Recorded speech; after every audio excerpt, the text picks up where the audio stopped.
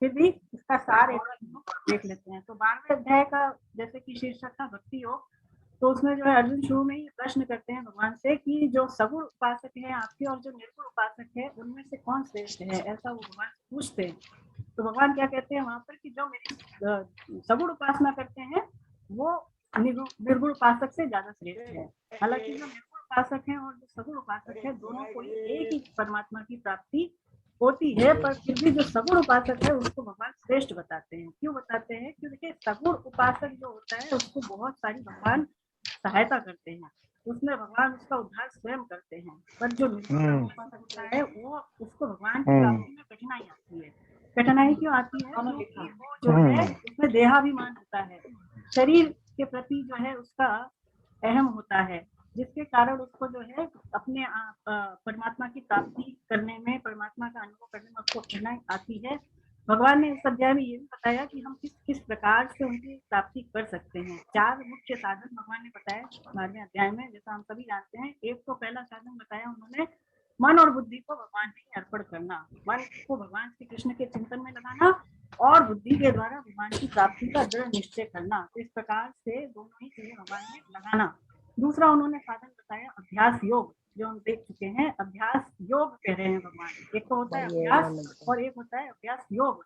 तो अभ्यास का क्या अर्थ देखा था हमने कि बार बार अपने ध्येय को, गोल में मन को लगाने को ही अभ्यास कहा है। कोई भी हमने लक्ष्य बनाया और उसमें हम बार बार अपने मन को ले जाते हैं, तो अभ्यास है।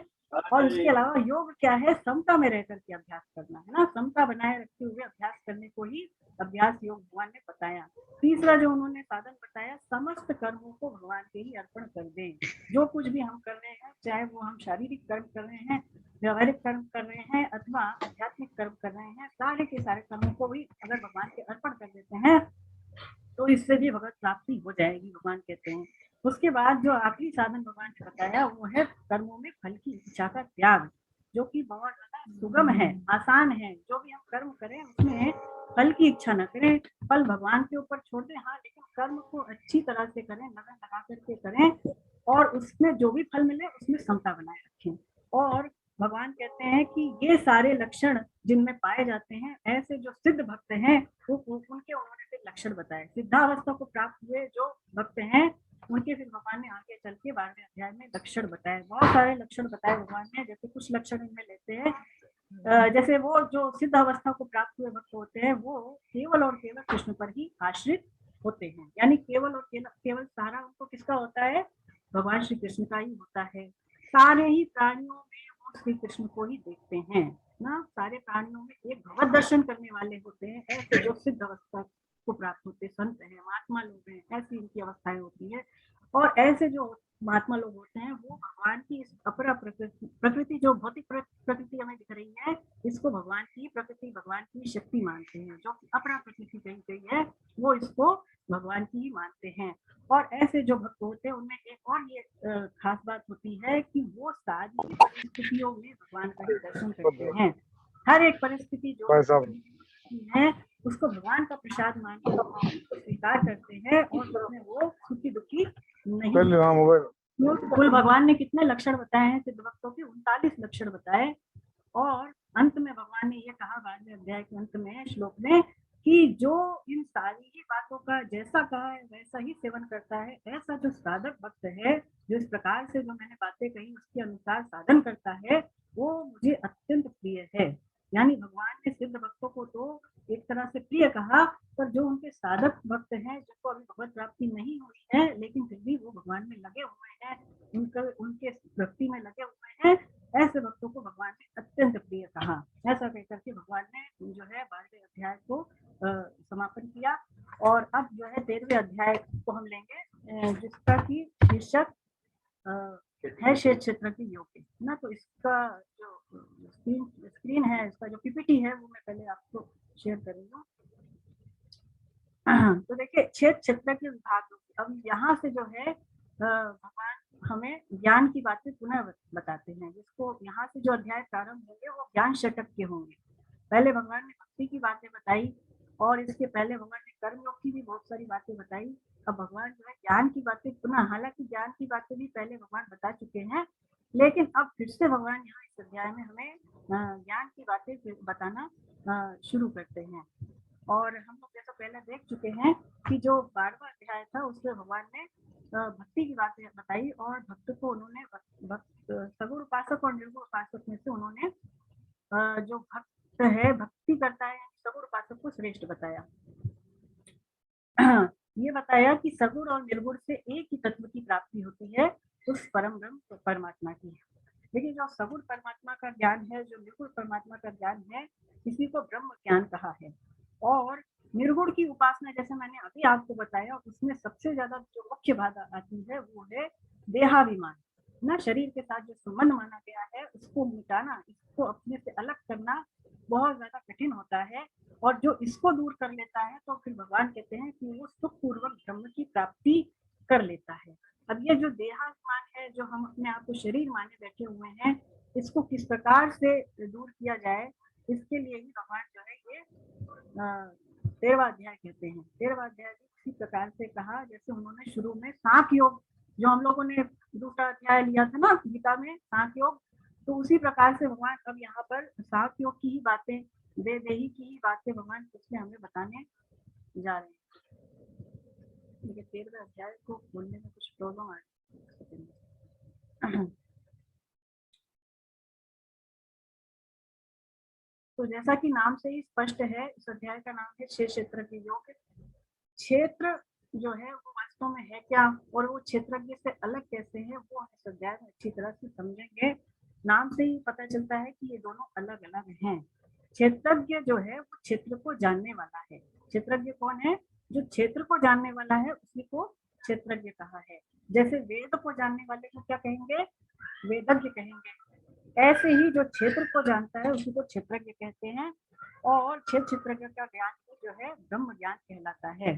तो हमें ऐसी शंका होती है कि जब ये ज्ञान भगवान श्री कृष्ण ने पहले ही दे दिया, शुरू में ही जब गीता प्रारंभ हुई, तो ये ज्ञान पुनः भगवान को कहने की क्या आवश्यकता पड़ी, फिर से भगवान क्यों कहते हैं? तो देखिए, जो भी शास्त्र हैं, जो गीता जैसी चीजें, भागवतम जैसी जो चीजें हैं, ये हमें हमेशा पढ़ते रहना चाहिए ना। इनका कभी भी त्याग नहीं करना चाहिए कि आज हमने ये भागवत पूरी कर ली तो अब इसको उठा करके रखते हैं। चाहे हम एक ही पन्ना पढ़ें, 2 ही श्लोक पढ़े भागवत के, है ना, लेकिन इसको निरंतर शास्त्रों का हमें अध्ययन करते रहना है। गीता के 5 श्लोक हुए वो डेली पढ़ें। ऐसी चीजें हैं इनका हमें त्याग नहीं करना चाहिए। और दूसरी बात ये है कि हमारी बुद्धि में ये बात बैठती नहीं है कि हम वास्तव में शरीरी हैं। बुद्धि में बैठ नहीं सकती है, बैठती तो ये अहम में ही है, लेकिन हम इस बात को जानते हुए भी कि हम वास्तव में शरीर से अलग हैं, हम इसको स्वीकार आसानी से नहीं कर पाते। तो इस माने हुए संबंध को मिटाने के लिए ही हमें बार बार भगवान समझाते हैं, चाहे वो सांख्य योग के माध्यम से हो, चाहे क्षेत्रज्ञ अध्याय के माध्यम से हो, कि कैसे हम अपने आप को शरीर से अलग माने। तो जैसा कि इसमें आया है कि वैराग्य के द्वारा, उत्कट अभिलाषा के द्वारा और श्रवण मनन निधि ध्यासन आदि चीजों के द्वारा हम ये जो माना हुआ संबंध है शरीर से, ये जो ग्रंथि है, जो जटिल है, इसको हम तोड़ सकते हैं। तो चलिए श्री कृष्ण का नाम लेके हम आज ये इस अध्याय का पहला श्लोक प्रारंभ करते हैं। और इसमें देखिए, जो पहले से लेकर के 18 तक जो श्लोक आएंगे वो ज्ञान सहित क्षेत्रज्ञ के बारे में ही है, यानी भगवान ज्ञान सहित क्षेत्रज्ञ की ही बातें हमें बताते हैं। इसमें पहला श्लोक लेते हैं। श्री भगवान उवाच। आवाज आ रही है आप सबको? कौन बताएंगे मुझे? जी आ रही है दीदी, जी आ रही है, बहुत अच्छे से, बहुत अच्छे से आ रही है। ओके ओके, पहला श्लोक पढ़ते हैं इसमें। श्री भगवान उवाच। इदं शरीरं कौन्तेय क्षेत्रमित्यभिधीयते, एतद्यो वेत्ति तं प्राहुः क्षेत्रज्ञ इति तद्विदः।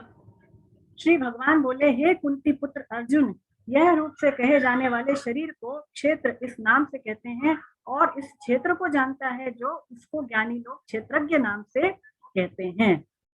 तो देखिए, यहाँ पर जो शब्द आया है यह, जिसको संस्कृत में इदम कहा है, तो इदम क्यों कहा है, इसके 2 अर्थ हैं। स्वामी जी इसके 2 अर्थ देते हैं। एक तो जो इदम शब्द आया है वो अपने से अलग दिखने वाले के लिए आया है, यानी यह जो हम यूज करते हैं वर्ड, वो कोई उस चीज के लिए यूज करते हैं जो हमसे अलग हो। जैसे कि यह शरीर आप कैसे समझेंगे? जैसे हम कहते हैं यह बेटा अथवा यह हाथ, इसका अर्थ क्या है कि हम स्वयं हाथ नहीं है, हम हाथ हमारा है पर हम स्वयं हाथ नहीं है ना। यह तस्वीर, इसका मतलब तस्वीर हमसे अलग हुई, हम तस्वीर नहीं है, हम तस्वीर से अलग है। तो जिसके लिए यह शब्द आया है वो चीज अपने से अलग हुई, इसीलिए यहाँ पर भगवान कहते हैं यह रूप से कहे जाने वाला शरीर। इसका मतलब क्या है कि शरीर हमारा तो है पर हम शरीर है नहीं। दूसरा जो इदम शब्द का अर्थ यहाँ पर आया है वो है इंद्रियों का विषय होने से भी इसको इदम कहा है। यह जो शरीर है इसमें मुख्यतः कौन काम करती है? इंद्रियां ही काम करती है। तो ये इंद्रियों का विषय माना गया है, इस कारण से भी यहाँ पर इसको इदम कहा है। तो ये जो हमारा शरीर है देखिए 3 प्रकार का होता है, 3 प्रकार का हमारा शरीर होता है। कौन कौन सा? एक तो होता है स्थूल शरीर, एक होता है सूक्ष्म शरीर और एक होता है कारण शरीर। स्थूल शरीर किसको कहा है? पंच तत्व से बना हुआ ये जो शरीर है जो दिखाई दे रहा है इसी को स्थूल शरीर कहते हैं। पंच तत्व कौन कौन से हैं आप सभी जानते हैं, पृथ्वी जल आकाश वायु और तेज। ये 5 तत्वों से बना हुआ जो भौतिक शरीर है इसी को स्थूल शरीर कहते हैं। इसके अलावा एक होता है सूक्ष्म शरीर। सूक्ष्म शरीर किसको कहते हैं? 17 तत्वों से बना हुआ ये जो शरीर है वो सूक्ष्म शरीर कहलाता है, यानी शरीर के अंदर जो शरीर है उसको ही सूक्ष्म शरीर कहा है। 17 तत्व कौन कौन से हैं? 17 तत्व देखिए, हमारी जो 10 इंद्रियां हुई, 5 ज्ञान इंद्रियां, 5 कर्म इंद्रियां, 5 प्राण है ना, 15 हो गए, और मन बुद्धि है ना, मन बुद्धि। इन 17 तत्वों को मिलाकर के ये जो शरीर अंदर है उसको सूक्ष्म शरीर कहते हैं। और स्वामी जी कहते हैं कि मन की प्रधानता से इसी को मनोमय कोश कहते हैं, प्राण की प्रधानता से इसको प्राणमय कोश कहते हैं, विज्ञान की प्रधानता से इसी को विज्ञानमय कोश भी कहा जाता है। और जो स्थूल शरीर है उसको अन्नमय कोश कहते हैं, है ना, जो अभी पहले बताया स्थूल शरीर उसको अन्नमय कोश कहते हैं क्योंकि वो अन्न से बनता है।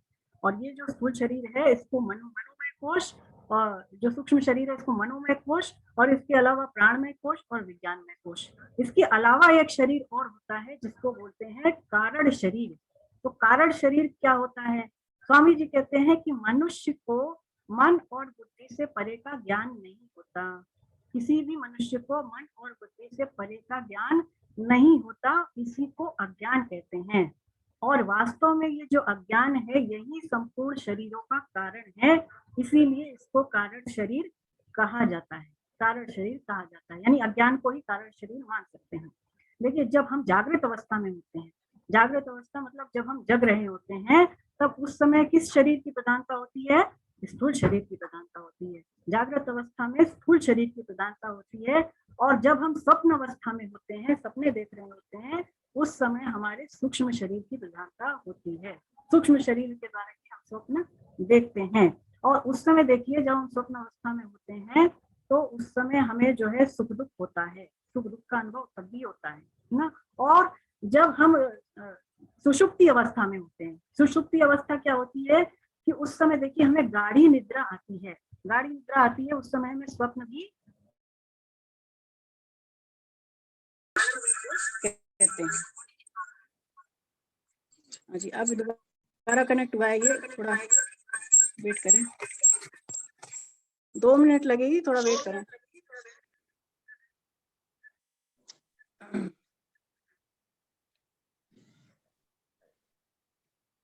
तो तीनों प्रकार के जो शरीर हैं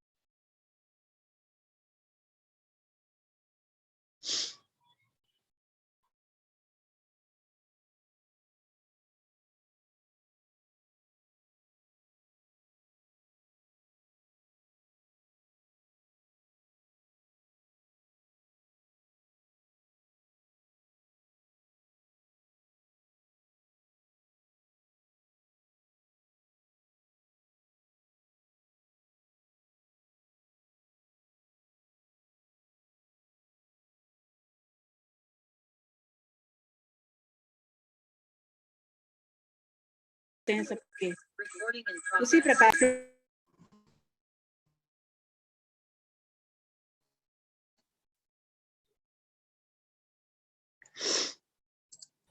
हरे कृष्णा। हाँ, आवाज आ रही है?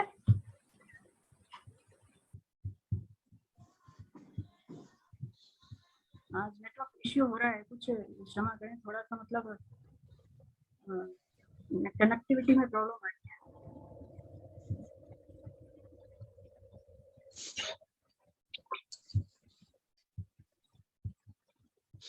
एक सेकंड में दोबारा से स्क्रीन शेयर कर दूं आपके सामने। हाँ, तो मैं ये कह रही थी आपसे कि जैसे दृश्य अनेक होते हैं परंतु दृष्टा एक ही होता है, देखने वाले नेत्र एक ही होते हैं सबके, उसी प्रकार से विषय अनेक माने गए हैं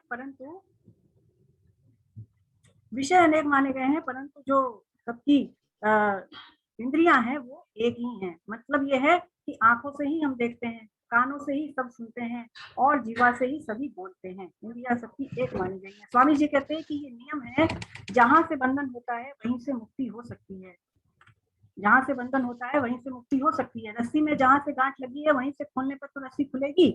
तो इसी प्रकार से मनुष्य शरीर से ही हम बंधे हुए हैं और मनुष्य शरीर से ही हमारी मुक्ति हो सकती है ना। तो ये इसका मतलब हमने अर्थ देखा। अब दूसरे श्लोक में भगवान क्या कहते हैं क्षेत्रज्ञ के बारे में, इसको भी समझते हैं। भगवान कहते हैं क्षेत्रज्ञं चापि मां वेत्ति सर्व क्षेत्रेषु भारत क्षेत्र क्षेत्रज्ञयोर्ज्ञानं यस्य ज्ञानं मतं मम।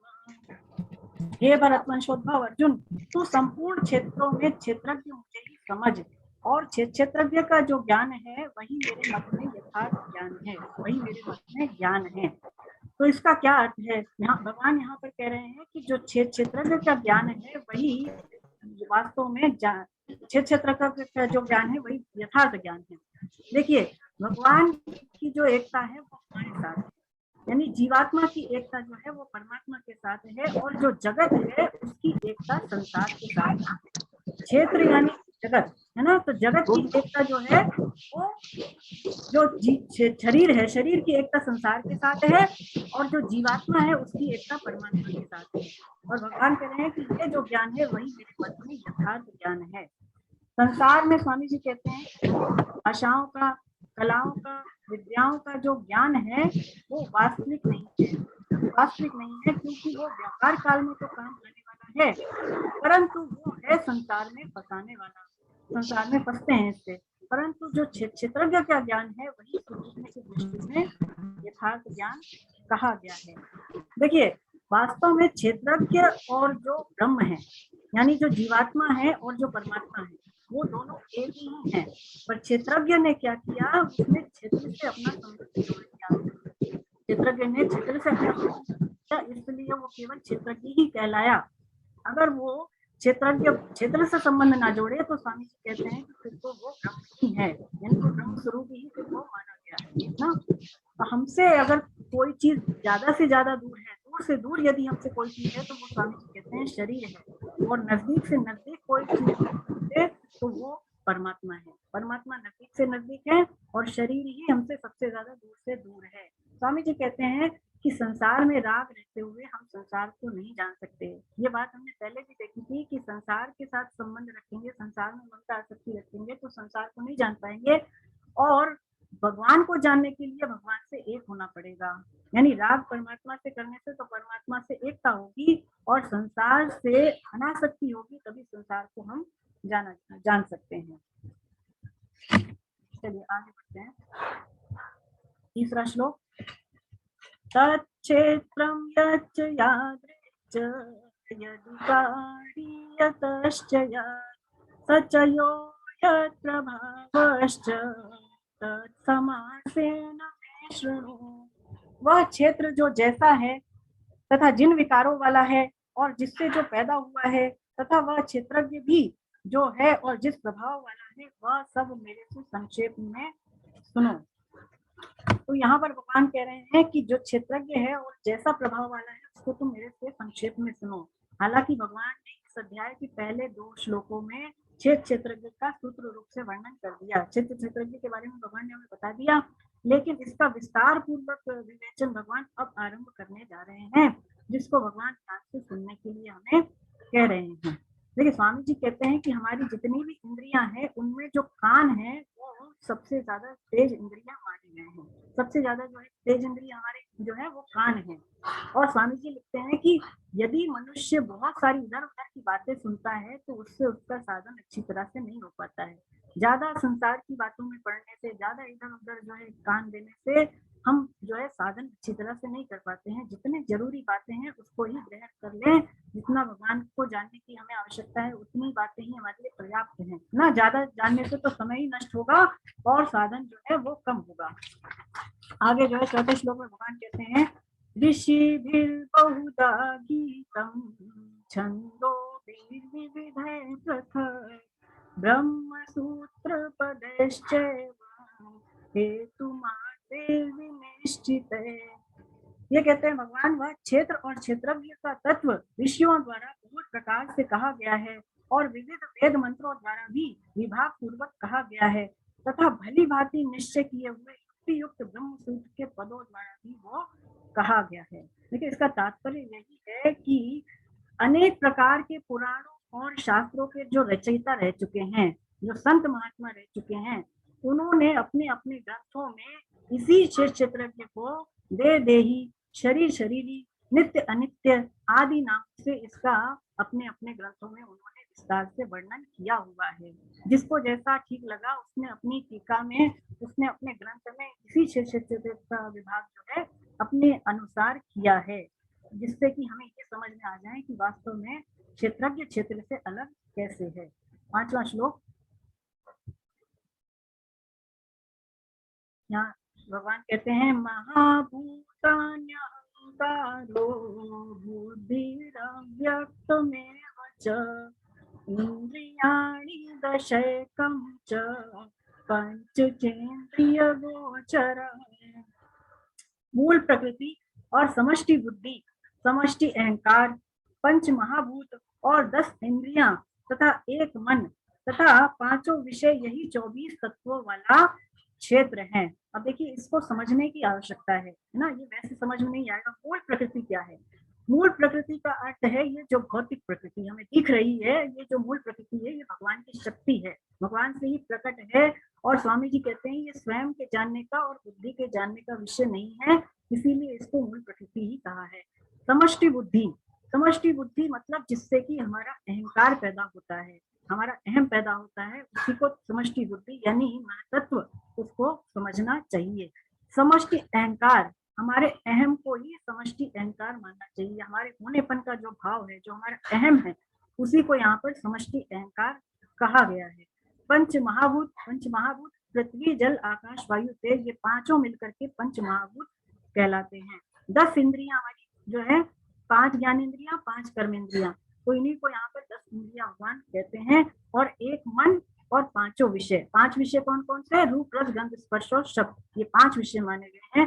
स्वामी जी कहते हैं कि पंच महाभूत, अहंकार और बुद्धि, पंच महाभूत, अहंकार और बुद्धि, ये 7 विकृति मानी गई है। ये 7 विकृति मानी गई है। विकृति का क्या अर्थ है? विकृति प्रकृति मानी गई है, क्षमा करें, विकृति प्रकृति का मतलब ये है कि प्रकृति से ही ये उत्पन्न हुई है। ये जो पंच महाभूत है, अहंकार है और जो बुद्धि है, ये प्रकृति के ही अंश है, इसलिए इसको प्रकृति विकृति कहा है। मूल प्रकृति जैसे मैंने अभी आपको बताया केवल और केवल प्रकृति ही मानी गई है। इसके अलावा जो 10 इंद्रियां हैं, एक मन है और 5 इंद्रियों के जो विषय हैं यानी रूप रस गंध स्पर्श और शब्द, ये 16 तत्वों वाला विकृति माना गया है। 16 तत्वों की ये विकृति है। विकृति क्यों है? क्योंकि ये किसी के उत्पन्न होने का कारण नहीं बनते। विकृति से कोई और चीज उत्पन्न नहीं होती, इसीलिए इसको केवल विकृति नाम दिया गया है ना। और ये 24 तत्व मिलाकर के, ये 16 और 7 है ना, तो ये 24 तत्वों वाला जो समुदाय है, जो ग्रुप है, इसी को क्षेत्र कहा है। 24 तत्वों से बना हुआ जो समुदाय है, इसी को क्षेत्र कहा गया है। और जो शरीर है वो इसी का तुच्छ अंश है। शरीर जो है इसी का एक पार्ट है केवल। हम ऐसा ना समझें कि जो शरीर को ही भगवान ने यहाँ पर जो है क्षेत्र कह दिया। क्षेत्र तो किससे बना है? यहाँ पर जो भगवान बातें बता रहे हैं, इतनी सारी चीजें बता रहे हैं, 24 तत्व, क्षेत्र तो उससे बना है। और उसी का एक जो अंश है, जो उसी का एक पार्ट है, उसी को हम शरीर कहेंगे, उसी को शरीर कहा जाता है। अगला श्लोक, छठा श्लोक। इच्छा द्वेषः सुखं दुःखं संघातश्चेतना धृतिः एतच्छेत्रं समासेन सविकारमुदायतम्। इच्छा द्वेष सुख दुख संघात चेतना प्राण शक्ति यानी और धृति, इन विकारों सहित यह क्षेत्र संक्षेप में कहा गया है। तो देखिए यहाँ पर भगवान मुख्य विकार बता रहे हैं। जब क्षेत्रज्ञ क्षेत्र से संबंध जोड़ लेता है तो उसमें जो जो विकार होते हैं मुख्य, वो भगवान छठे श्लोक में बता रहे हैं। तो सबसे पहला जो विकार होता है वो है इच्छा। स्वामी जी इसका अर्थ बताते हैं कि अमुक वस्तु व्यक्ति परिस्थिति आदि की हमें प्राप्ति हो जाए, ऐसे हमारे मन में जो चाहना रहती है वो इच्छा कहते हैं। देखिए जितने भी विकार हैं उसमें सबसे पहले भगवान किसका नाम ले रहे हैं? इच्छा का नाम ले रहे हैं, यानी इच्छा ही सबसे मुख्य विकार है। स्वामी जी कहते हैं कि ऐसा कोई भी दुख या पाप नहीं है जो कि इच्छा से रहित हो। इच्छा के कारण ही सारे दुख और पाप होते हैं। दूसरा इसमें विकार भगवान बताते हैं द्वेष। द्वेष किसको कहते हैं? स्वामी जी बताते हैं कि जब हमारी तो कामनाओं के पूरी होने पर हमारे अंदर क्या आ जाता है? क्रोध आ जाता है।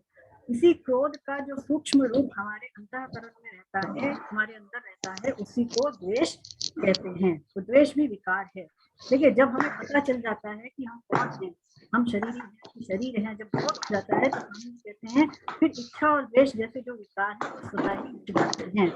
फिर क्या होता है कि सुख दुख का हमें ज्ञान तो रहता है, परंतु इससे हमारे अंदर विकार पैदा नहीं होते। फिर इसके अलावा भगवान यहाँ पर कह रहे हैं सुख और दुख। सुख और दुख भी विकार हैं। सुख किसको कहते हैं? इसकी परिभाषा ये आई है कि जब हमारे मनचाही चीजें जब हमारे जीवन में आती है तो अनुकूलता आने पर जो प्रसन्नता होती है, जो खुशी होती है, उसी को जो है सुख कहा है।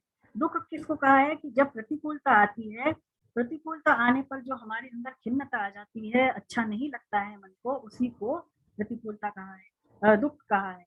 संघात, संघात किसको कहा है?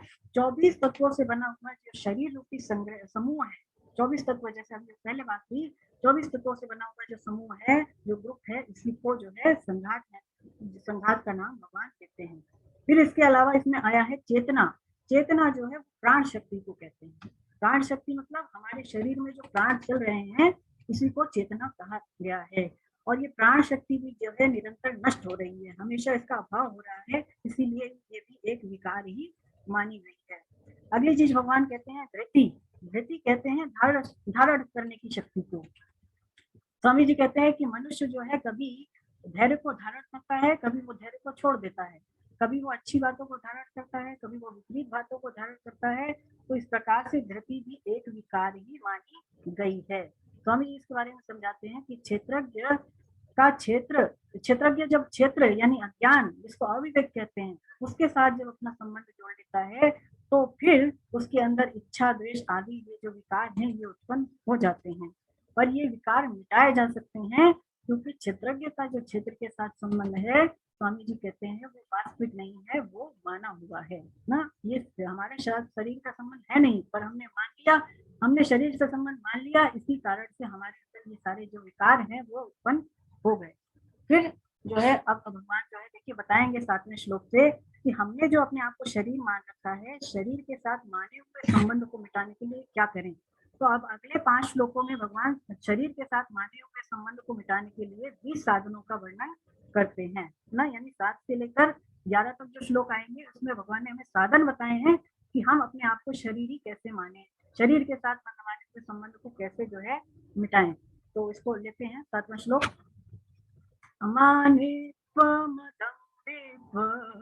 अहिंसा शांतिराजवम् आचार्योपासनं शौचं धैर्यमात्मविनिग्रहम्। अपने में श्रेष्ठता का भाव ना होना, दिखावटीपन ना होना, अहिंसा, क्षमा, सरलता, गुरु की सेवा, बाहर भीतर की शुद्धि, स्थिरता और मन का वश में होना। तो कई प्रकार के भगवान इसमें लक्षण बताते हैं। पहली चीज इसमें क्या कह रहे हैं कि अपने में श्रेष्ठता का भाव ना होना, जिसको यहाँ पर संस्कृत में अमानित्वम कहा है।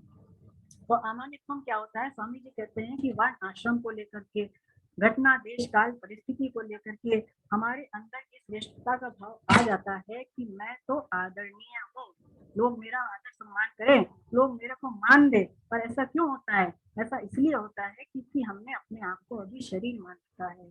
शरीर के साथ संबंध मानने से ही ऐसी इच्छा उत्पन्न हो जाती है।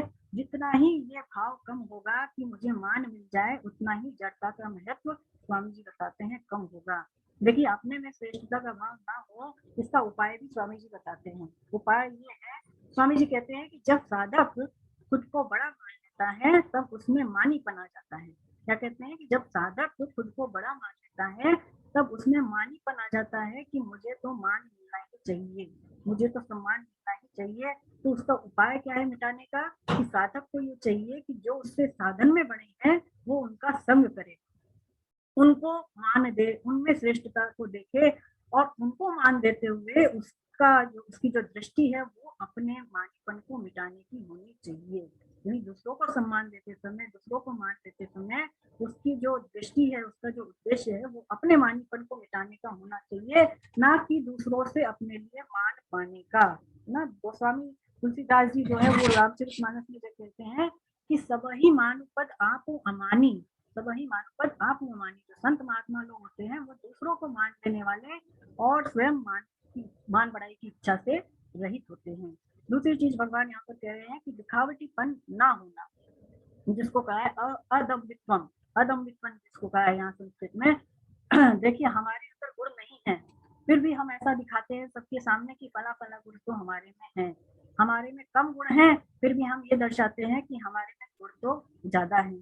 तो ये सारी चीजें करना दंभ कहलाता है। इसके अलावा स्वामी जी कहते हैं कि अपने में सदाचार होते हुए भी, अपने में पवित्रता होते हुए भी कहीं लोगों की दृष्टि में हम मजाक का विषय न बन जाएं, ऐसा विचार करके अपनी पवित्रता, अपनी सादगी को छोड़ करके उनके जैसे भाव को दिखाना भी दंभ ही कहलाता है। दंभ को मिटाने का उपाय क्या है? कि साधक का उद्देश्य केवल और केवल श्री कृष्ण की प्राप्ति का होना चाहिए।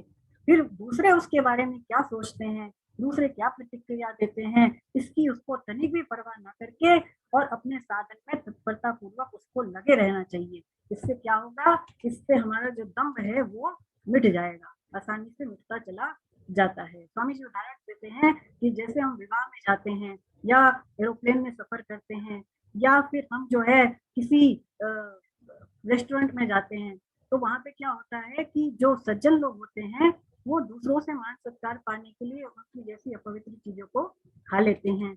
इसी प्रकार से जो दुराचारी लोग होते हैं वो सज्जनों की सभा में मान सत्कार पाने के लिए अपने आप को धर्मात्मा प्रकट करने लग जाते हैं। तो ये सारी चीजें दंभ कहलाती हैं।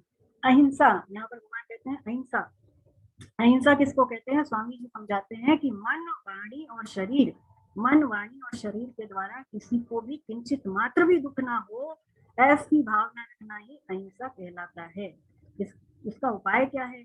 इसका उपाय ये है कि साधक को सबके सुख में सुख और सबके हित में अपना हित देखना चाहिए। ऐसा मानना चाहिए कि सारे ही प्राणी मेरे ही स्वरूप हैं। स्वामी जी कहते हैं कि ऐसा विवेक जब जागृत हो जाता है तो हमारे द्वारा किसी को दुख देने की क्रिया होगी ही नहीं। साधक किसी को फिर दुख नहीं दे सकता है जब वो सबको अपने जैसा मानेगा। तो इससे क्या होगा? अहिंसा का भाव स्वतः ही आ जाएगा। स्वामी जी कहते हैं अहिंसा भी 4 प्रकार की होती है। एक तो होती है देशकृत अहिंसा। देशकृत अहिंसा मतलब किसी भी तीर्थ स्थान में अथवा मंदिर आदि जगहों पर हम किसी को दुख ना दें, तो ये देशकृत अहिंसा कहलाती है। कालकृत अहिंसा, कालकृत अहिंसा मतलब पूर्णिमा, अमावस्या के जैसे दिन, मकर संक्रांति वाले दिन हम किसी को कष्ट ना दें, तो ये कालकृत अहिंसा हुई।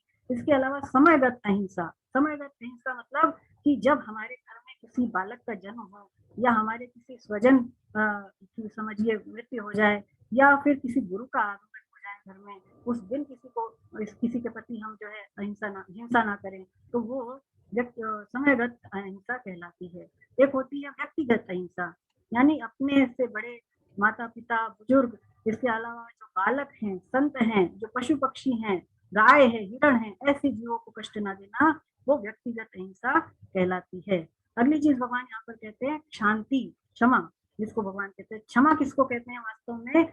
कि सहनशीलता, यानी अपने द्वारा किसी को हम क्षमा कर दें। स्वामी जी कहते हैं कि हमारे अंदर सामर्थ्य होते हुए भी किसी भी अपराधी को किंचित मात्र भी दंड ना मिले, ऐसी भावना रखना ही क्षमा कहलाता है। हमारे में कैपेसिटी है कि हम उसको पनिश कर सकते हैं, लेकिन हम उसको पनिश ना करें, ऐसी भावना रखें, ऐसी सोच रखें जिससे कि मतलब उसको समझ तो आ जाए पर उसको जो है ज्यादा कष्ट ना हो। इसका उपाय ये है, ये सोचना चाहिए कि हमारे स्वरूप में कभी कोई विकृति आ नहीं सकती। हमारा स्वरूप क्या है? हम तो आत्मा है, जीवात्मा है, तो स्वरूप में कभी कोई विकृति आ ही नहीं सकती। अगर ऐसा विचार आ भी जाता है कि इसके द्वारा जो है मुझे बहुत ज्यादा कष्ट हुआ, तो ये सोच करके कि स्वरूप में कभी विकृति आ ही नहीं सकती, उसको क्षमा करना आसान हो जाता है। पर दुख दुख सुख सुख देखे पर ना, दूसरों की पीड़ा हमारी पीड़ा है और सारे ही प्राणी अपने ही स्वरूप हैं, ऐसा हमें मानना चाहिए। देखिए कभी कभी क्या होता है कि जब हम खाना खाते हैं तो हमारे ही दांतों के द्वारा हमारी जीभ कटती है कभी कभी, है ना।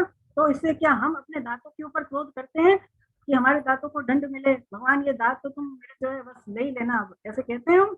नहीं कहते। लेकिन हमारी जीभ ठीक हो जाए, ऐसी हमारा भावना तो रहती ही है। ऐसे ही सारे प्राणी अपने ही स्वरूप हैं। आर्जवम, आर्जवम यानी सरलता, जिसको यहाँ पर सरलता कहा है, संस्कृत में इसको आर्जवम कहा है। आर्जवम स्वामी जी बताते हैं कि सीधेपन सरलपन को ही आर्जवम कहते हैं। देखिए ये जो सरलता है, स्वामी जी लिखते हैं मन वाणी और शरीर तीनों में ही होनी चाहिए। शरीर वाणी और मन तीनों में ही सरलता का भाव होना। शरीर की सरलता क्या है? देखिए शरीर में ज्यादा साज सजावट का ना होना, पैट अकड़ कर ना चलना, इसके अलावा जो है रहन सहन में सादगी का रखना, ये सारी शरीर की सरलता है।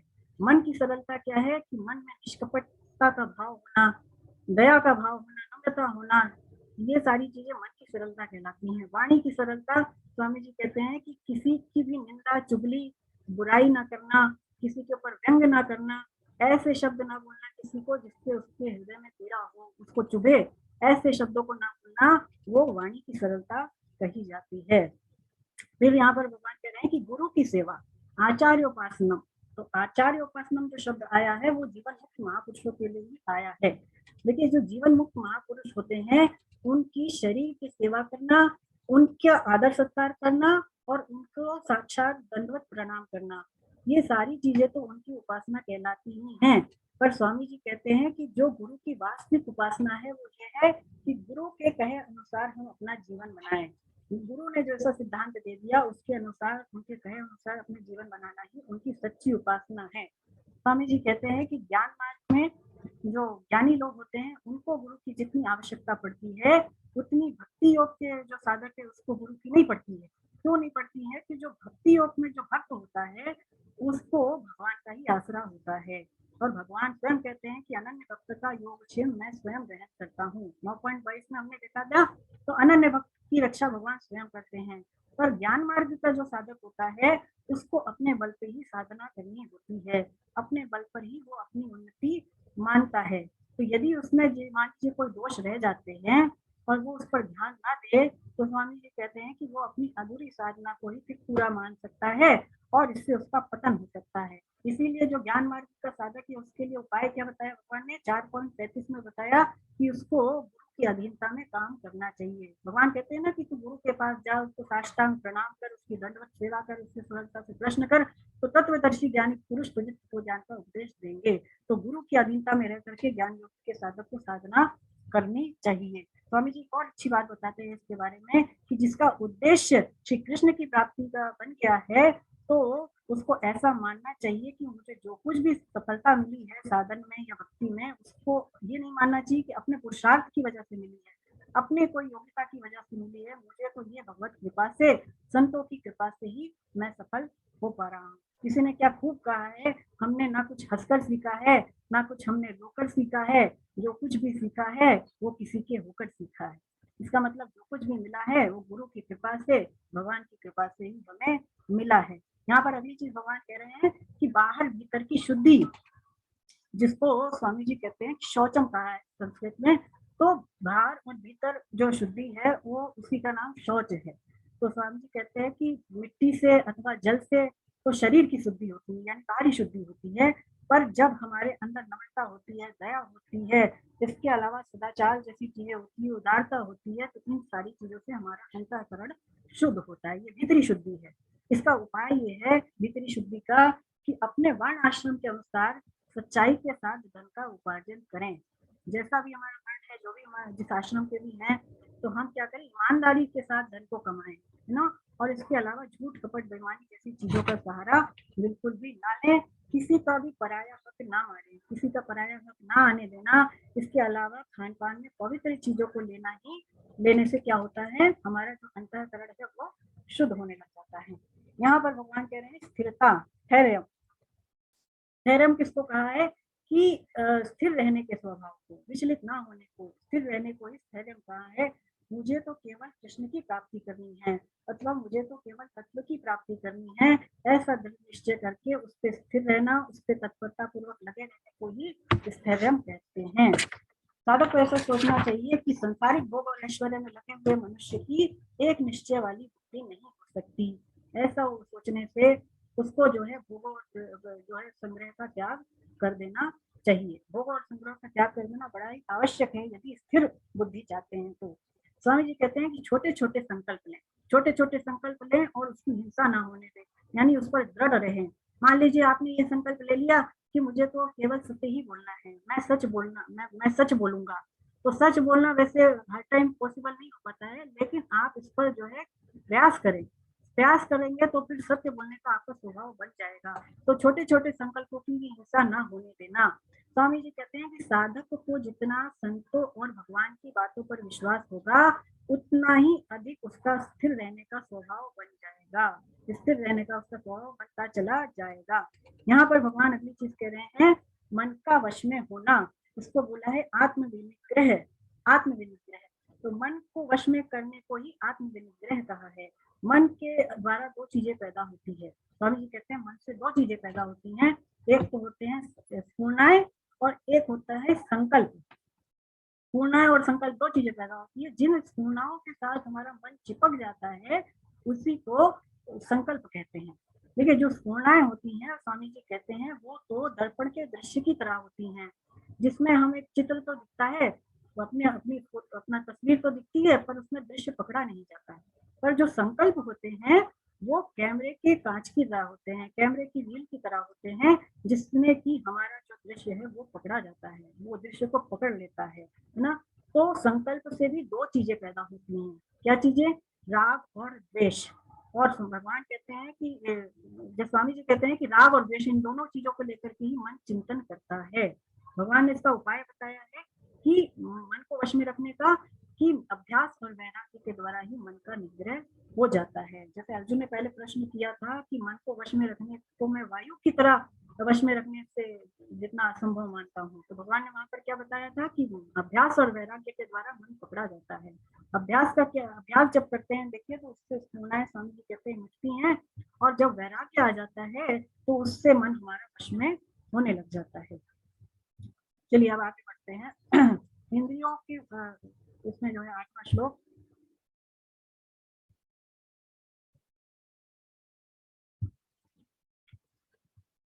इंद्रियार्थेषु वैराग्यं मनहंकाश एव च जन्म मृत्यु जरा व्याधि दुख दोषानुदर्शनम्। इंद्रियों के विषयों में वैराग्य का होना, अहंकार का भी ना होना, और जन्म मृत्यु वृद्धावस्था तथा व्याधियों में दुख रूप दोषों को बार बार देखना। तो यहाँ पर भगवान और भी कई साधन बताते हैं जिससे कि शरीर के साथ माने हुए संबंध को मिटा सकें। पहली चीज भगवान कहते हैं कि इंद्रियों के विषयों में वैराग्य का होना। स्वामी जी इसका अर्थ समझाते हैं कि लोक परलोक के जो भी विषय हैं, लोक परलोक तक के विषयों में इंद्रियों का जरा भी खिंचाव न होना, इंद्रियों का विषयों के प्रति राग रहित होना है। समझिए आप इसकी ऊंचाई देखिए। स्वामी जी कहते हैं परलोक तक के विषयों में, है ना, यानी यहाँ केवल पृथ्वी लोक की बात नहीं हो रही है, लोक परलोक तक के विषयों में यदि इंद्रियों की आसक्ति नहीं है तो इसी को बोलते हैं इंद्रियों का विषयों के प्रति राग रहित होना। इंद्रियों का अगर विषयों के साथ संबंध भी हो जाए, स्वामी जी कहते हैं कि यदि जीवन निर्वाह के लिए इंद्रियों के द्वारा विषयों का सेवन भी करना पड़ जाए तो भी विषयों के प्रति राग ना होना ही विषयों में वैराग्य का होना मानना चाहिए। वैराग्य कैसे आए इन विषयों के प्रति, इसका उपाय भी स्वामी जी बताते हैं। देखिए, जब विषयों में राग रहेगा, मनुष्य को ऐसा सोचना चाहिए कि यदि विषयों में राग रहेगा तो विषयों में हमारा आकर्षण पैदा हो जाएगा और फिर इसी से सारे पाप होते हैं। राग होने से क्या होगा, आकर्षण हो जाएगा और अगर उस चीज की प्राप्ति नहीं हुई तो फिर पाप कर बैठेंगे। फिर ये सोचना चाहिए कि यदि विषयों में राग रहेगा तो हमें परमात्मा तत्व की प्राप्ति कैसे होगी, नहीं हो पाएगी। ऐसा विचार करने से विषयों के प्रति वैराग्य आ जाता है। ऐसा भी विचार करना चाहिए कि जो बड़े बड़े शूरवीर हुए, जो राजा महाराजा हुए, उन्होंने बहुत सारे भोगों को भोगा। अब तक बहुत सारे राजा महाराजाओं ने अनेक भोगों को भोगा, पर अंत में क्या हुआ कि सबके सब चले गए, सबके सब यहीं पर छोड़ गए ना। जैसे वो एक, मुझे को याद नहीं आया, एक सिकंदर जब गया तो उसके दोनों हाथ खाली थे, है ना। पूरे उसने सब जगहों को जीत लिया लेकिन अंत में वो खाली हाथ गया। तो ऐसा सोचना चाहिए कि जो राजा महाराजा थे उन्होंने बहुत सारे भोगों को भोगा और वो सब चले गए, तो इसका मतलब विषय हमारे को कुछ वास्तव में दे सकते नहीं। ऐसा विचार करने से वैराग्य आता है। अथवा ये सोच करके कि जो विरक्त हैं और जिन्होंने भोग भोगे और जो भोग भोग रहे हैं उनमें क्या विलक्षणता आई, अभी तो जो भोग भोग रहे हैं वो तो और भी ज्यादा दुख और तनाव में ग्रस्त हैं। ऐसा मानने से भी विषयों के प्रति वैराग्य हमारा जग जाता है। अनअहंकार, भगवान यहाँ पर कह रहे हैं कि अहंकार का ना होना। स्वामी जी कहते हैं कि मैं हूँ, इस ऐसी जो वृत्ति है वो हर एक मनुष्य में होती है। मैं हूँ, ऐसा हम सभी कहते हैं मैं हूँ, तो ऐसी वृत्ति हर एक मनुष्य में होती है। यही शरीर के साथ मिलकर के मैं शरीर हूँ इस प्रकार का अहंकार पैदा कर देती है। और इसी के कारण जो जीव है वो, स्वामी जी कहते हैं कि शरीर, नाम, रूप, गुण, परिस्थिति, घटना आदि के साथ अपना संबंध जोड़ लेता है और फिर वो कुछ नीच योनियों में जन्म लेता और मरता रहता है। तो इस प्रकार का जो अहम है वो साधक में बहुत दूर तक रहता है, बहुत दूर तक रहता है। यानी उसकी साधना समझ लिए पूरी होने वाली है, तब भी वो अहम जो है जल्दी उसका जो है नहीं जाता है। देखिए, अहंकार और अभिमान दोनों में अंतर है। अहंकार और अभिमान दोनों के भाव में अंतर है। क्या अंतर है? स्वामी जी कहते हैं कि संसारिक पदार्थों के साथ जब हम अपना संबंध मान लेते हैं अथवा ऐसा मान लेते हैं कि त्याग और वैराग्य जैसे गुण मेरे में है, ये सारी सदाचार जैसी चीजें, बहुत सारी अच्छी अच्छी क्वालिटीज मेरे में है, ये सारी चीजें हम अपने मान लेते हैं, तो इससे हमारे अंदर अभिमान पैदा हो जाता है। इसको बोलते हैं अभिमान। लेकिन जब हम शरीर को ही अपना स्वरूप मान लेते हैं कि मैं शरीर हूँ, तो इससे अहंकार पैदा होता है। अहंकार हमारे में ना आए, इसका भी स्वामी जी उपाय बताते हैं कि अपने में श्रेष्ठता का भाव ना देखें, अपने में श्रेष्ठता का भाव ना रखना। जैसे मान लीजिए एक गांव है, तो गांव में यदि एक ही लखपति है तो उससे ज्यादा पैसे वाला कोई है नहीं, तो उसको अभिमान आ जाएगा, उसको ये लगेगा कि मैं ही सबसे ज्यादा जो है बड़ा हूँ। लेकिन अगर उस गांव में 2-4 करोड़पति भी हुए तो उसके अंदर फिर जो है अहंकार नहीं आ सकता कि मैं जो है सबसे ज्यादा अमीर हूँ। तो इस प्रकार से अपने में श्रेष्ठता का भाव ना होना, अपने में तो कमी देखें और दूसरों को श्रेष्ठ समझे। तेरे भावे जो करे भलो गुरु संसार, नारायण तो बैठकर अपनो गुण गुआर। यानी हमें अपने में तो अवगुण देखने चाहिए और दूसरों में गुण देखने चाहिए। फिर यहाँ पर भगवान कह रहे हैं कि जन्म, मृत्यु, वृद्धावस्था और व्याधि के को दुख रूप में बार बार देखना। तो जन्म, हमने पहले भी चर्चा की थी कि जन्म के पहले जब बच्चा माँ के उदर में होता है, गर्भ में होता है, तो उसको बड़ा ही कष्ट होता है। बहुत तरह के कष्ट होते हैं, उसको जलन होती है, उसको पीड़ा होती है, पर वो कह नहीं पाता। और जब बच्चा जेल से बाहर निकलता है, बाहर निकलते समय भी उसको बड़ा ही कष्ट होता है, असहनीय पीड़ा होती है, स्वामी जी कहते हैं, लेकिन बच्चा उसको कह नहीं पाता, इसलिए वो रोता है। तो इस तरह से जन्म मृत्यु के जो दुख रूपी दोष हैं, इनको हम बार बार देखें। और यहाँ पर स्वामी जी कहते हैं मृत्यु में भी देखिए बड़ा दुख है, मृत्यु में भी बड़ा दुख है। जिसका जन्म हुआ है उसकी मृत्यु अवश्य ही होगी, ये बात निश्चित है। तो मृत्यु के समय स्वामी जी लिखते हैं कि ऐसी पीड़ा होती है, मानिए कि 100 बिच्छू, करोड़ों, 100 हजारों बिच्छू आपको एक साथ शरीर पे डंक मारे तो कितनी पीड़ा होगी। एक बिच्छू अगर डंक मारे तो कितनी पीड़ा होती है, तो 1000 बिच्छू एक साथ डंक मारे तो भगवान जी कहते हैं उतनी उसको पीड़ा होती है। तो मृत्यु भी बड़ी दुखदायी है। जिस तिजोरी को स्वामी जी कहते हैं कि हमने अपने जिस तिजोरी में अपने धन को बड़े संभाल करके रखा, अथवा जिस मकान को बनाने में हमने अपनी सारी जिंदगी लगा दी कि वो सुंदर दिखे, वो उसका जब वियोग होता है तो उसकी वियोग की जो पीड़ा है उसको बता पाना बड़ा ही कठिन है, उसको नहीं बता सकते शब्दों में। इसके अलावा जो जरा है, जरा यानी वृद्धावस्था, तो वृद्धावस्था में भी देखिए अवयव और स्वामी जी कहते हैं सब शरीर की जो शक्ति है वो क्षीण होने लगती है, खाना भी हमें ठीक तरह से नहीं पचता है, और यदि घर में धन संपत्ति में सहयोग नहीं देते हैं तो घर वालों के अपशब्द, घर वालों के तिरस्कार भी जो है सहने पड़ते हैं। मनुष्य ऐसा विचार करता है कि जिसको मैंने पाल पोस के इतना बड़ा किया, आज यही मेरा तिरस्कार कर रहे हैं, और इन सब बातों को लेकर के हमें बड़ा ही कष्ट होता है। तो बुढ़ापा भी बड़ा ही कष्टदायी है। व्याधि, व्याधि का मतलब है कि जो बीमारी है, बीमारियों को व्याधि का है। शरीर में स्वामी जी कहते हैं कि वात, पित्त और कफ को लेकर के बहुत सारे रोग पैदा होते हैं, जिससे कि शरीर को बड़ी पीड़ा होती है। तो इस प्रकार से रोगों से जो दुख पैदा होते हैं इनको बार बार देखना चाहिए। देखने का मतलब यहाँ पर जो है विचार करने से है, चिंतन करने से नहीं है। देखने का मतलब स्वामी जी कहते हैं विचार करना चाहिए। स्वामी जी कहते हैं कि जब इन दुखों को कोई बार बार देखता है तो उसका दुखों के प्रति वैराग्य जागृत हो जाता है, और दुखों का जो मूल कारण है वो एक ही है कि देहाभिमान धी, देहाभिमान है ना, और इसी को यहाँ पर भगवान मिटाने के लिए कह रहे हैं। देखिए दो चीजें होती हैं, एक तो होता है दुख का भोग और एक होता है दुख का प्रभाव। ये बात पहले भी आई है। दुख का भोग, जब व्यक्ति दुख का भोग भोगता है तो उसमें वो दुखी हो जाता है, और जब दुख का प्रभाव होता है तो वो उसमें खोज करता है कि मुझे दुख क्यों हुआ, और वो उस दुख को मिटाने की चेष्टा करता है। जैसे बीमारी है, तो बीमारी में अगर कोई ये सोचे कि अब तो मैं कभी ठीक ही नहीं होऊंगा, बीमारी में दुखी होकर के बैठ जाना, तो वो दुख का भोग कहलाएगा, और बीमारी का कारण पता करके बीमारी को दूर करना दुख का प्रभाव कहलाएगा। चलिए आगे बढ़ते हैं, 9वां श्लोक। तो देखिए इसमें एक प्रसंग भी आया आपकी पुस्तक में कि जो एक बार क्या हुआ कि एक स्त्री थी, उसका जो पुत्र था वो, उसकी मृत्यु हो गई, तो वो स्त्री बड़ी दुखी हो गई। तो वो जो है बहुत ज्यादा रोती है, और गौतम बुद्ध के पास जाती है और कहती है कि आप मेरे पुत्र को जीवित कर दीजिए, किसी भी तरह से मेरा पुत्र जीवित हो जाए, क्योंकि मैं इसके बिना नहीं रह सकती। तो गौतम बुद्ध उससे कहते हैं कि ठीक है, मैं तुम्हारी बात मान लूंगा, तुम एक काम करो कि गांव में जाओ और किसी ऐसे घर से एक मुट्ठी सरसों ले आओ जहाँ पर 100 साल से किसी की मृत्यु ही ना हुई हो। तो वो स्त्री जाती है, पूरे गांव में पता लगाती है, पर ऐसा कोई घर उसको नहीं मिलता जहाँ पर 100 साल से किसी की मृत्यु हुई ना हुई हो। एक से एक बढ़ करके वो मृत्यु को देखती है, और जब तक वो गौतम बुद्ध के पास वापस लौटती है तो उसका विवेक जागृत हो चुका होता है। तो अब जो है विवेक रूपी जो खेत है, जो वैराग्य रूपी खेत है, वो बीज डालने के लिए, ज्ञान रूपी बीज डालने के लिए तैयार हो चुका होता है, और फिर गौतम बुद्ध उसको उपदेश देते हैं। तो इसका मतलब ये है कि दुख तो सबको ही होता है, तो करना क्या चाहिए कि भगवान का नाम ले। जैसे कि कहा है भज गोविंदम गोविंदम भज मूढ़ मते, है ना। तो हर समय कृष्ण का नाम ले, तो जो भक्त होते हैं वो इन सारे दुखों से रहित होते हैं। चलिए आगे बढ़ते हैं, 9वां श्लोक।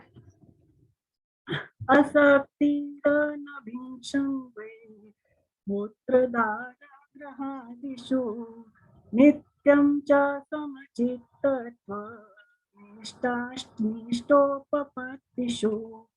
आसक्ति रहित होना, पुत्र स्त्री घर आदि में एकात्मा, घनिष्ठ संबंध न होना, और अनुकूलता प्रतिकूलता की प्राप्ति में चित्त का सम होना। तो यहाँ पर भी भगवान कई प्रकार के लक्षण बताते हैं। पहली चीज भगवान कहते हैं कि आसक्ति रहित होना। आसक्ति रहित होना, आसक्ति किसको कहते हैं, स्वामी जी समझाते हैं कि उत्पन्न होने वाले व्यक्ति, वस्तु, परिस्थिति, घटना आदि में जो है प्रियता का ना होना ही आसक्ति रहित होना कहलाता है, और संसारिक आसक्ति का त्याग करना बहुत ज्यादा जरूरी है। तो इसका उपाय ये है, स्वामी जी लिखते हैं कि संयोग जन सुख भोगने वाले व्यक्ति को परिणाम में दुख भोगना ही पड़ता है।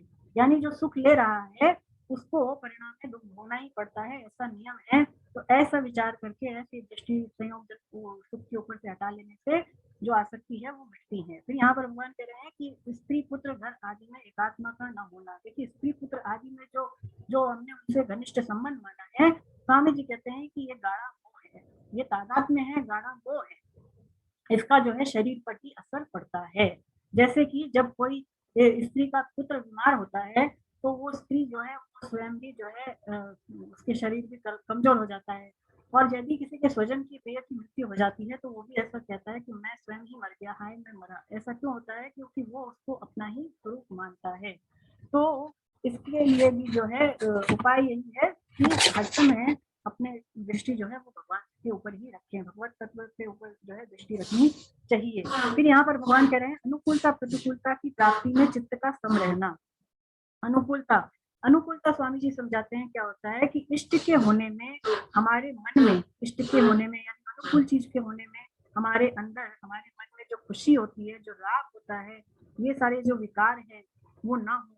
और प्रतिकूलता आने पर यानी अनिष्ट के होने पर हमारे मन में द्वेष ना हो, उद्विग्न ना हो और शोक ना हो, यह सारे विकारों का ना होना ही अनुकूल प्रतिकूल में चित्त का सम रहना कहलाता है। स्वामी जी कहते हैं इसका उपाय क्या है? इसका उपाय ये है कि हर एक प्राप्त परिस्थिति का हमें सदुपयोग करना है। जीवन में चाहे अच्छी परिस्थिति आए चाहे बुरी परिस्थिति आए, हमें दोनों का ही सदुपयोग करना है। स्वामी जी कहते हैं कि यदि अनुकूल वस्तुएं प्राप्त हो जाएं तो उनसे स्वयं सुख न लें, उनको दूसरों की सेवा में लगाएं, तो ये उसका सदुपयोग हो गया। और ऐसे ही प्रतिकूल वस्तुएं प्राप्त हो जाए तो ये सोचना चाहिए कि ये संयोग जन सुख को मिटाने के लिए, यानी संसार में जो राग आसक्ति ममता जैसी चीजें हैं इनको मिटाने के लिए ही हमें मिली हुई हैं। ऐसा मान लेने से दोनों ही परिस्थितियों का सदुपयोग हो जाएगा। तो फिर यहाँ पर जो है एक प्रसंग भी आता है इस बारे में कि देखिए एक बार क्या हुआ कि दत्तात्रेय जी बहुत ही सिद्ध संत हुए हैं और किसी भी प्राणी से, किसी भी मनुष्य से उनका जो है स्वार्थ का संबंध नहीं था। तो दत्तात्रेय जी जो है वो बड़े ही सिद्ध थे, महात्मा थे, लेकिन लोग जो है वो उनकी ख्याति जानते थे, इस कारण से उनसे मिलने के लिए आते थे। तो बड़े परेशान थे, भगवान से उन्होंने प्रार्थना की कि प्रभु मैं तो एकांत चाहता हूँ और ये जो लोग जन है ये मेरा पीछा ही नहीं छोड़ते, मेरे पीछे जो है जहाँ जाता हूँ वहाँ चले आते हैं। तो भगवान ने कहा कि जहाँ मैं रहता हूँ वहाँ लक्ष्मी जी का आना तो विषम भावी है, वहाँ तो लक्ष्मी जी आती ही आती हैं। तो फिर उन्होंने क्या किया, उन्होंने जो है गिरनार पर्वत पर जाकर के साधना शुरू कर दी। गिरनार पर्वत जो कि बहुत ऊंचा था और उसकी जो सीढ़ियां थी वो भी बहुत हजारों सीढ़ियां चढ़ करके वो पर्वत था। और वो जो पर्वत था जहाँ पर उन्होंने साधना की वो बब्बर शेरों से भी घिरा हुआ था। बहुत सारे शेर, जंगली शेर भी वहां पर रहते थे और वहां जाकर वो साधना करने लगे। पर क्या हुआ कि गांव वालों को लक्ष्मी जी ने स्वप्न दिया कि भाई वो तो संत वहां बैठे हुए हैं, तो लोग वहां भी पहुंच गए उनके अगवानी करने के लिए, उनकी जो है खातिरदारी करने के लिए गिरनार पर्वत पर। तो फिर क्या करते थे लोग कि वहां पर जो है दाल चावल आटा आदि चीजें उनको जो है चढ़ावे में ले जाते थे। तो फिर वो उसका एक बड़ा सा टिक्कड़ बनाते थे और वो इतना बड़ा होता था कि कुल्हाड़ी से काट कर लोगों को प्रसाद के रूप में दिया जाता था। तो उसके बाद जो है बकोलगढ़ के एक राजा थे, उन्होंने जब उन महात्मा की, दत्तात्रेय जी की जब ख्याति सुनी तो उन्होंने ये फैसला किया कि मैं अपना राज्य इनको दे दूंगा। तो राजा ने अपना राज्य जो है संत को दे दिया। पर संत ने कहा कि महाराज आप ये क्या कर रहे हैं, मैं तो इन चीजों से दूर रहना चाहता हूँ और आप अपना राज्य मुझे सौंप रहे हैं। बोले तो राजा बोले कि देखिए मैं दी हुई चीज को वापस नहीं लेता हूँ, अब तो मैंने दे दिया आपको। तो बोलते हैं ठीक है कि अब आप ऐसा करिए कि आप मेरे प्रधानमंत्री रह करके राज्य काज को संभालिए। तो फिर राजा ने ऐसे ही किया। राजा राज्य तो पहले भी संभाल रहे थे, लेकिन अब क्या हुआ कि उनका केवल भाव बदल गया। तो यही हमें भी करना है कि है तो सब कुछ उन्हीं का, लेकिन हमें केवल उनका काम संभालना है ना, जिम्मेदारी तो सारी उनकी है, बस हमें तो केवल उन्होंने अपने संभाल के लिए अपने राज्य की जो उन्होंने हमें चीजें दी हैं प्रभु ने, वो संभाल के लिए दी है। ऐसा मान करके यदि कार्य करते हैं तो हर चीजों से हम जो है लिप्त रह पाते हैं। चलिए आगे बढ़ते हैं। 10वां श्लोक।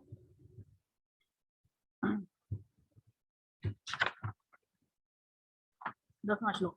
मयि चान्य योगेन भक्तिरव्यभिचारिणी विविक्त देश जन संसदी। मुझ में अनन्य योग के द्वारा विचारणी भक्ति का होना, एकांत स्थान में रहने का स्वभाव होना और जन समुदाय में कीर्ति का ना होना। तो और भी बहुत सारे साधन बताते हैं भगवान। पहली चीज कह रहे हैं कि अनन्य योग के द्वारा विचारणी भक्ति का होना। स्वामी जी इसका अर्थ बताते हैं कि संसार का आश्रय लेने से साधक का देहाभिमान बना रहता है। संसार का आश्रय लेने से साधक का देहाभिमान बना रहता है। यह अनन्य भक्ति के द्वारा सुगमता से मिटाया जा सकता है। अनन्य भक्ति का क्या अर्थ होता है?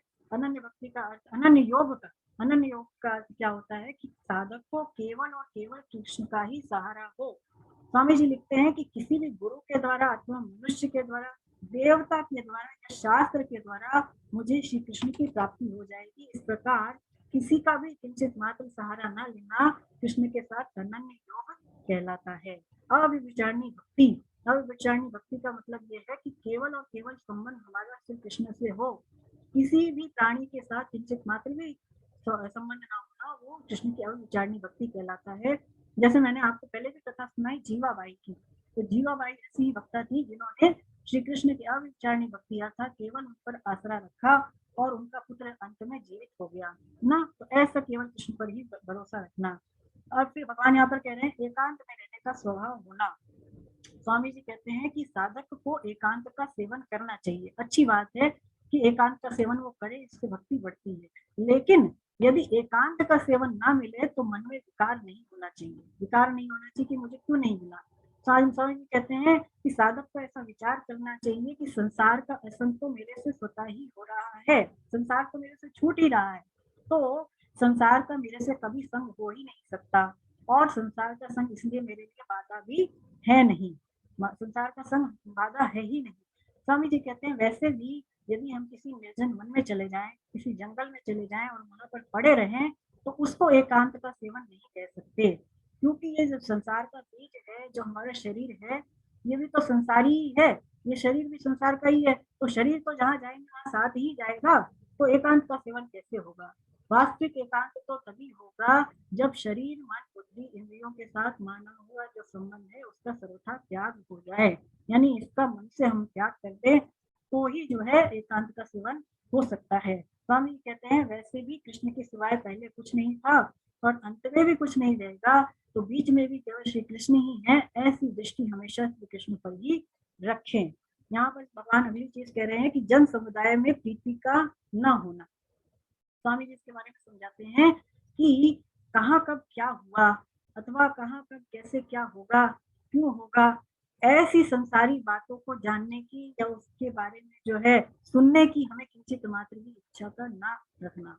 देखिए आजकल बहुत सारे सोशल प्लेटफॉर्म्स हैं, बहुत सारी चीजें हैं जिसमें हम बहुत ज्यादा अनावश्यक समय जो है खर्च करते हैं, जो जरूरी नहीं है उन पर भी अपना समय देते हैं। मोबाइल पर भी हम देखें कि जो आजकल व्हाट्सएप वगैरह जैसी चीजें हैं उस पर कई कई घंटे अथवा आधे एक घंटे हम व्यर्थ में लगे रहते हैं, तो ऐसे हम थोड़े थोड़े करके अगर समय बचाएं तो हमारा काफी समय बच जाता है। तो ज्यादा जरूरी नहीं है, जो जितना जरूरी है, हर चीज का देखिए सदुपयोग भी है और दुरुपयोग भी है ना। तो हमें चाहिए कि जो भी हमें टेक्नोलॉजी के द्वारा अच्छी चीजें मिली है उसका सदुपयोग करें, ना कि दुरुपयोग। बहुत ज्यादा जो है बातें इधर उधर की जानने की आवश्यकता नहीं है, जरूरी बातें हमारे कान तक किसी ना किसी रूप से पढ़ ही जाती हैं, तो इसलिए बहुत ज्यादा पेपर पढ़ना तो बहुत ज्यादा न्यूज चैनल में कई लोग होते हैं जो लगे रहते हैं, आवश्यक नहीं है। बहुत ज्यादा नहीं, हाँ आधा एक घंटा जितना आपको उचित लगे उतना समय दीजिए, बाकी समय आप जो है अध्यात्म में ही बिताएं। स्वामी जी कहते हैं कि जो सत्संग की रुचि है वो जन समुदाय की रुचि नहीं कहलाती। सत्संग तो जीवन के लिए आवश्यक ही है, ये तो जरूरी है। जैसे शरीर के लिए दवा लेना बीमारी में जरूरी हो जाता है ना, ऐसे ही इस आत्मा के लिए सत्संग रूपी दवा का लेना तो जरूरी है। तो सत्संग का त्याग नहीं करें, ये जन समुदाय में जो है रुचि नहीं कहलाती। आगे बढ़ते हैं 11वां श्लोक।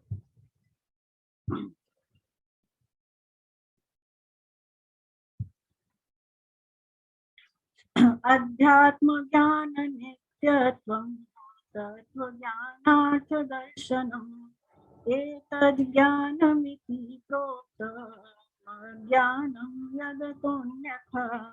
अध्यात्म ज्ञान में नित्य निरंतर रहना, तत्व ज्ञान के अर्थ रूप में परमात्मा को सब जगह देखना, यह तो ज्ञान है, और इसके विपरीत जो है वह अज्ञान है, ऐसा कहा गया है। तो यहाँ पर पहली चीज भगवान कह रहे हैं कि अध्यात्म ज्ञान में नित्य निरंतर रहना। स्वामी जी समझाते हैं कि सारे जितने भी शास्त्र हैं उनका एकमात्र जो उद्देश्य है वो श्री कृष्ण की प्राप्ति कराने में है। ऐसा दृढ़ विचार करके श्री कृष्ण तत्व हमें जितना भी समझ में आए उसका हमें मनन करते रहना चाहिए। संसार की जो स्वतंत्र सत्ता है इसका अभाव हो रहा है, और परमात्मा की सत्ता का कभी भी अभाव नहीं होता। ऐसा परमात्मा का नित्य निरंतर मनन करते रहना चाहिए। इसका उपाय स्वामी जी बताते हैं कि आध्यात्मिक पुस्तकों को पढ़ें, आध्यात्मिक ग्रंथों का पठन पाठन करना, संतों के महात्माओं के प्रवचनों को सुनना, है ना, तो इसको कहेंगे कि अध्यात्म ज्ञान में लगे रहना। फिर भगवान यहाँ पर कह रहे हैं तत्व ज्ञान के अर्थ रूप में परमात्मा को सब जगह देखना। तत्व ज्ञान का अर्थ यहाँ पर परमात्मा से ही है। वो जो परमात्मा है वो सब देश काल घटना व्यक्ति वस्तु में ज्यों के त्यों परिपूर्ण है, ऐसा हम माने। ऐसे साधक की दृष्टि सदैव श्री कृष्ण पर बनी रहे, ऐसा करने से, ऐसा मान लेने से साधक को कृष्ण का अनुभव हो जाएगा, ये स्वामी जी कहते हैं। फिर यहाँ पर स्वामी जी बड़ी विशेष बात ये बताते हैं कि जब साधक का उद्देश्य देखिए श्री कृष्ण प्राप्ति का बन जाता है तो दुर्गुण दुराचार की जड़ ही कट जाती है। साधक को चाहे इस बात का अनुभव हो या ना हो, लेकिन जैसे जड़ से कटने पर भी पत्ते जो हैं वो कुछ दिन हरे रहते ही हैं, ऐसे ही जब कृष्ण प्राप्ति का उद्देश्य बन जाता है तो भी हमें अपने अंदर दुर्गुण दुराचार जैसी चीजें, अवगुण जैसी चीजें दिखाई देती हैं। पर जैसे जैसे समय बीत चला जाता है, समय के साथ इन चीजों का हमें अभाव नजर आने लगता है। स्वामी जी बड़ी अच्छी बात इस श्लोक के बारे में ये भी बताते हैं कि देखिए जब कोई साधन नहीं करता, केवल ज्ञान की बातें सुन लेता है, तो उससे क्या होता है कि साधन ना करने से मनुष्य ज्ञान की बातें तो सीख लेता है पर उसको भगवान का अनुभव नहीं होगा। अनुभव तो तभी होगा कि वो ज्ञान की बातें सुन करके साधन करे।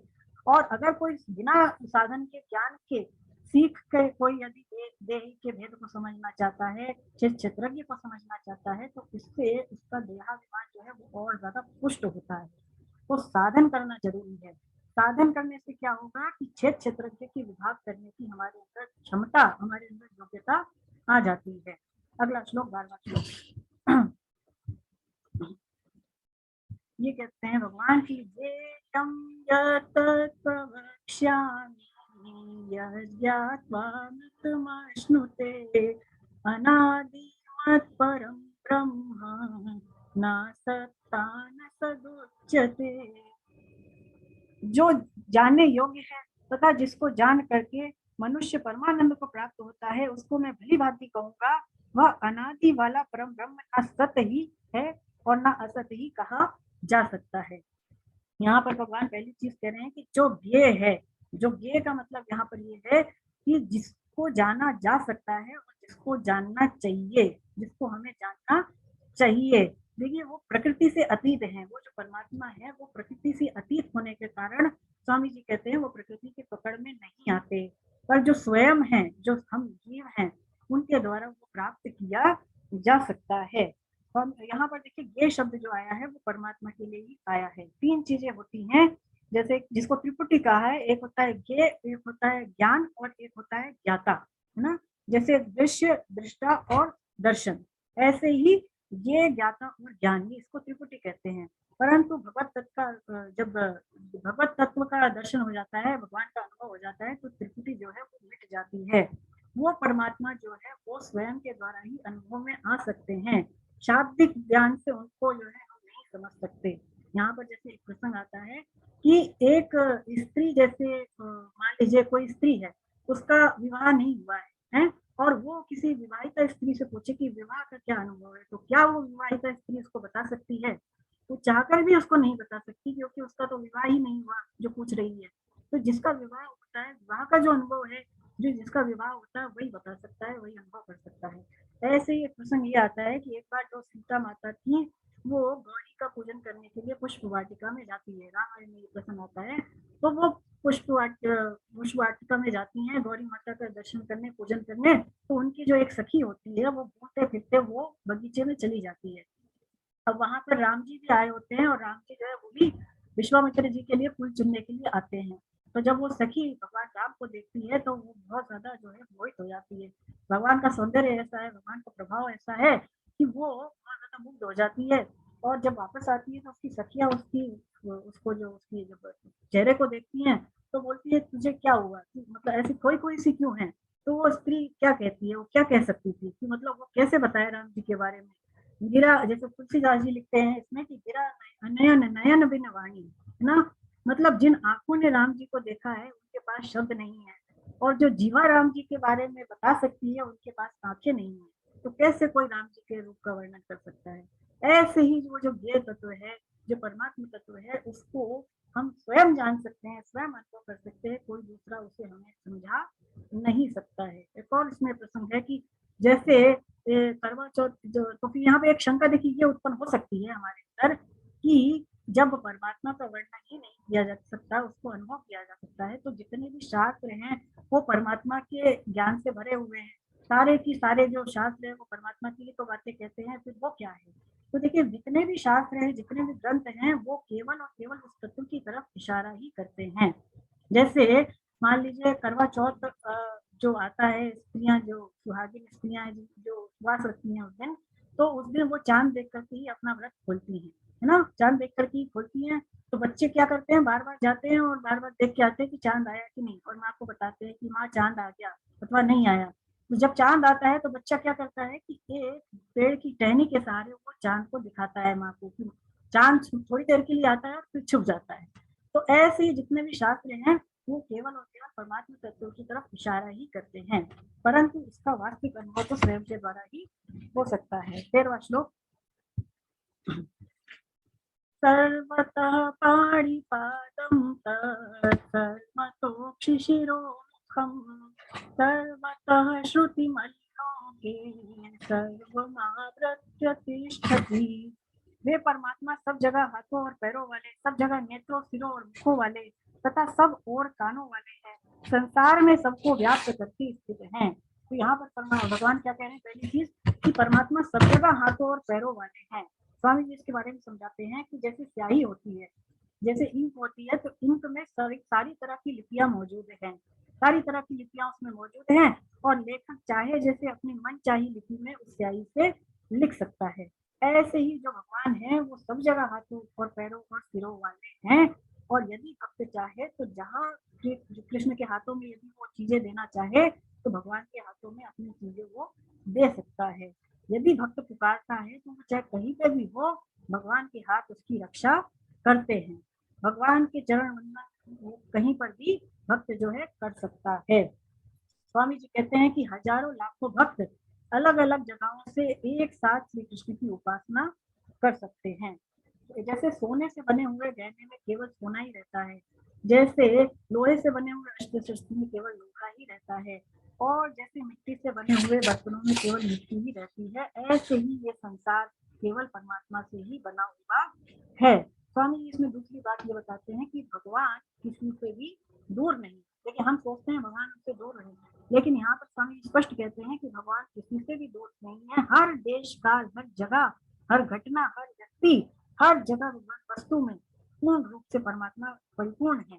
तुलसीदास जी कहते हैं चहु दिशि आरती, चहु दिशि पूजा, चहु दिशि राम और नहीं पूजा, है ना। चाहे जहाँ भगवान की हम पूजा कर सकते हैं। श्वेतोपनिषद एक ग्रंथ है, उसमें भी ऐसा आया है कि जो परमात्मा है वो हजारों मुखों वाले, हजारों सिरों वाले और हजारों हाथ पैरों वाले हैं, और संसार को चारों ओर से घेरे हुए हैं, और नाभि से 10 उंगल ऊपर हृदय में वो स्थित है, विराजमान है।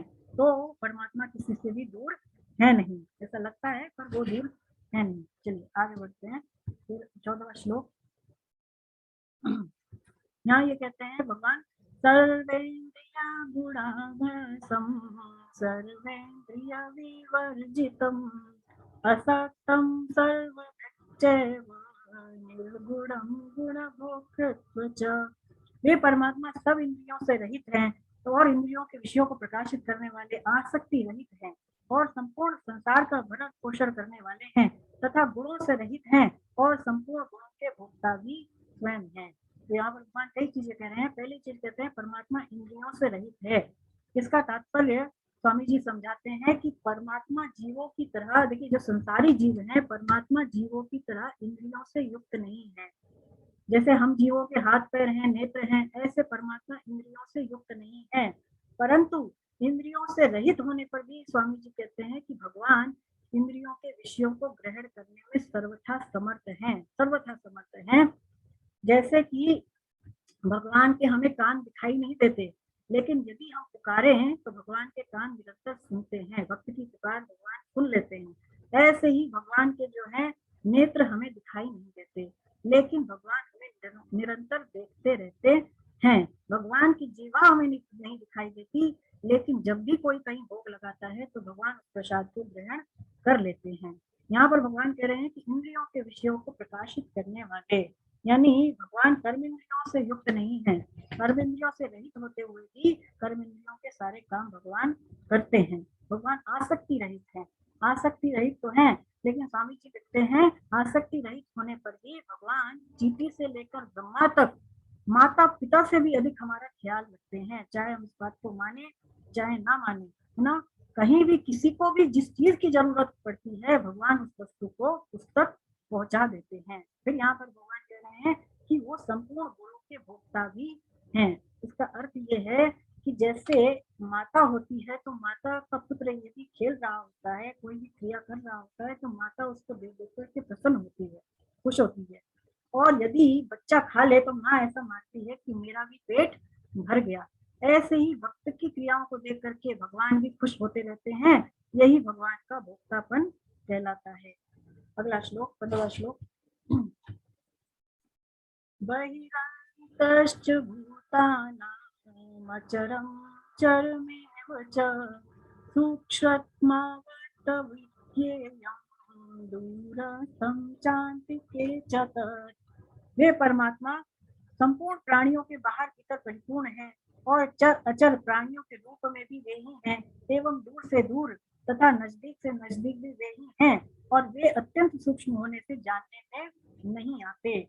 तो यहाँ पर भगवान पहली चीज कह रहे हैं कि परमात्मा संपूर्ण प्राणियों के बाहर और भीतर परिपूर्ण है। इसका अर्थ स्वामी जी समझाते हैं कि जैसे बर्फ से बने हुए घड़े को आप जल में डाल दें, कोई घड़ा हो तो बर्फ का बना हो, और उसको आप जल में डाल दे तो क्या होगा कि उस घड़े के बाहर भी जल है और उस घड़े के अंदर भी जल है, और वो जो घड़ा है वो भी जल रूपी ही है। क्यों है? क्योंकि वो बर्फ का ही बना हुआ है। ऐसे ही चर अचर में जितने भी प्राणी हैं उनके बाहर और भीतर दोनों तरफ भगवान ही हैं, और वो प्राणी स्वयं भी भगवान के ही स्वरूप हैं, क्योंकि संसार में कृष्ण के सिवाय कोई दूसरा तत्व है ही नहीं। फिर यहाँ पर भगवान कह रहे हैं कि वो भगवान दूर से दूर भी हैं तथा नजदीक से नजदीक भी हैं। इसका क्या अर्थ है? इसका यही अर्थ है कि जो संसारिक संग्रह में लगे हैं, जो सुख भोग में लगे हुए हैं, ऐसे संसारी मनुष्यों के लिए तो भगवान दूर है, पर जो उनके भक्त हैं, जो उनके सम्मुख हैं, उनके लिए भगवान नजदीक हैं, बहुत उनके वो पास हैं। स्वामी जी कहते हैं कृष्ण प्राप्ति की उत्कट अभिलाषा जागृत होते ही कृष्ण हमें प्राप्त हो जाते हैं, हमसे दूर है नहीं। यहाँ पर भगवान कह रहे हैं कि अत्यंत सूक्ष्म होने से वो जानने में नहीं आते। देखिए भगवान अत्यंत सूक्ष्म बन जाते हैं, छोटे से छोटा यानी चींटी से भी छोटा अपने आप को बना लेते हैं। तो इसीलिए स्वामी जी कहते हैं अत्यंत सूक्ष्म होने से भगवान इंद्रियों और अंतःकरण की पकड़ में नहीं आते, वो इनके जानने के विषय है ही नहीं। फिर तो हमें उनका अभाव ही प्रतीत होगा, लेकिन उनका अभाव है नहीं। उनका अभाव लगता तो है पर भगवान का अभाव है नहीं। स्वामी उदाहरण देते हैं कि जैसे कहीं पर मान लीजिए भगवत गीता लिखा हो और किसी को पढ़ना ना आता हो, कोई अनपढ़ हो, तो उसको भगवत गीता लिखा हुआ दिखेगा नहीं, उसको ये लगेगा ये तो केवल लकीरें हैं। लेकिन जो पढ़ा लिखा होता है उसको वो दिख जाता है। ऐसे ही जब कोई गीता का मनन करता है, गीता को पढ़ता है, समझ के पढ़ता है, तो गीता के गहरे भाव उसको दिखाई देने लग जाते हैं, उसको समझ में आने लग जाती है। चलिए अगला श्लोक, 16वां श्लोक।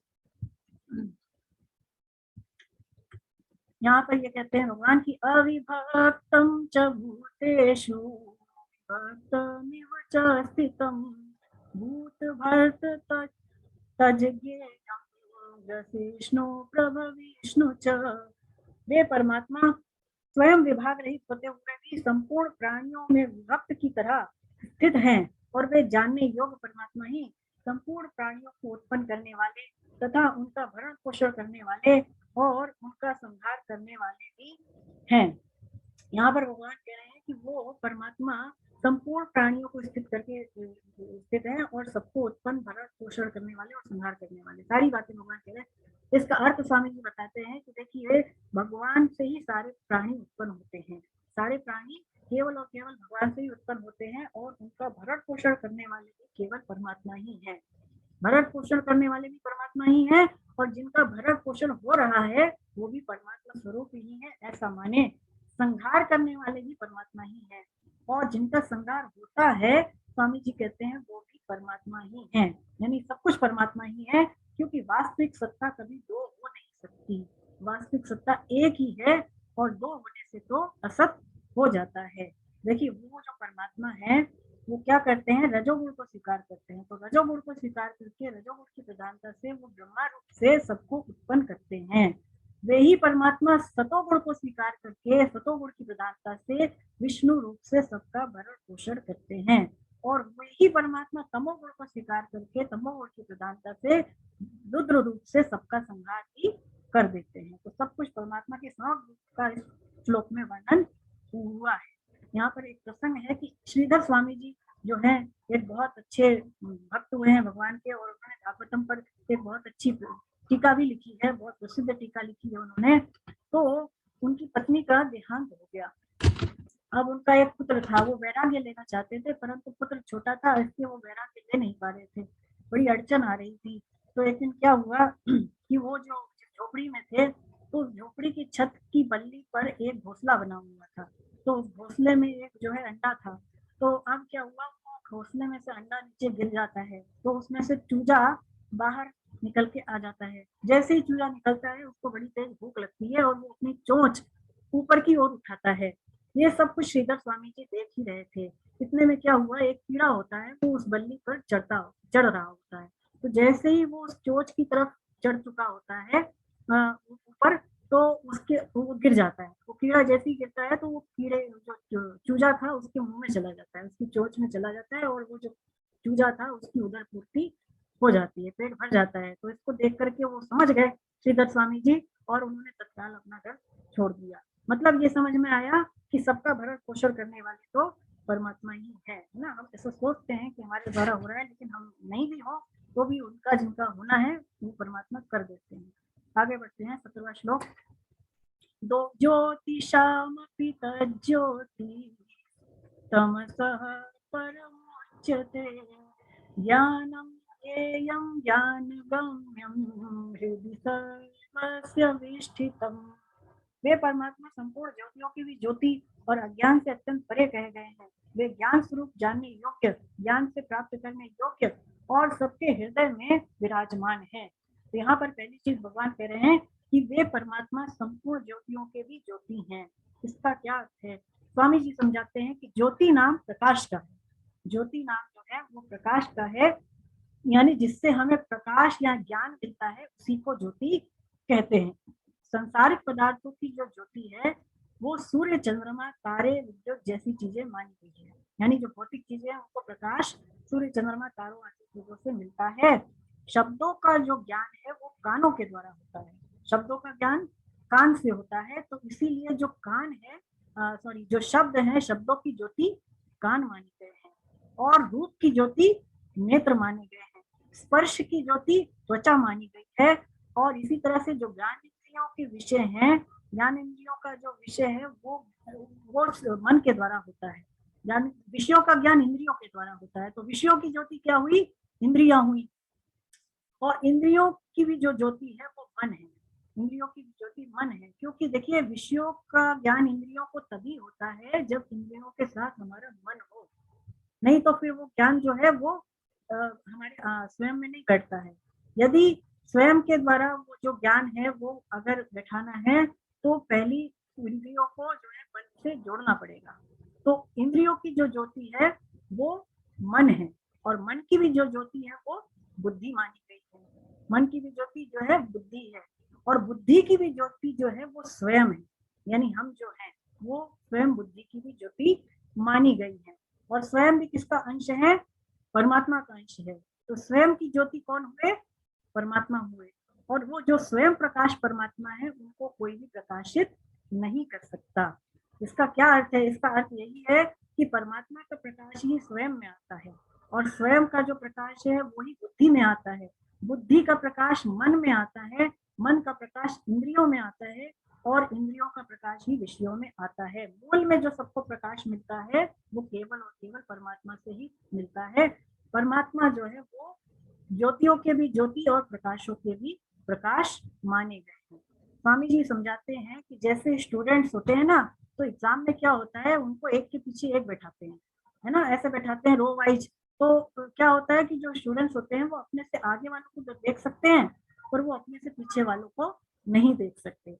ऐसे ही जो हमारी इंद्रियां हैं वो अपने से आगे वालों को तो देख सकती हैं, पर अपने से पीछे वालों को वो नहीं देख सकती।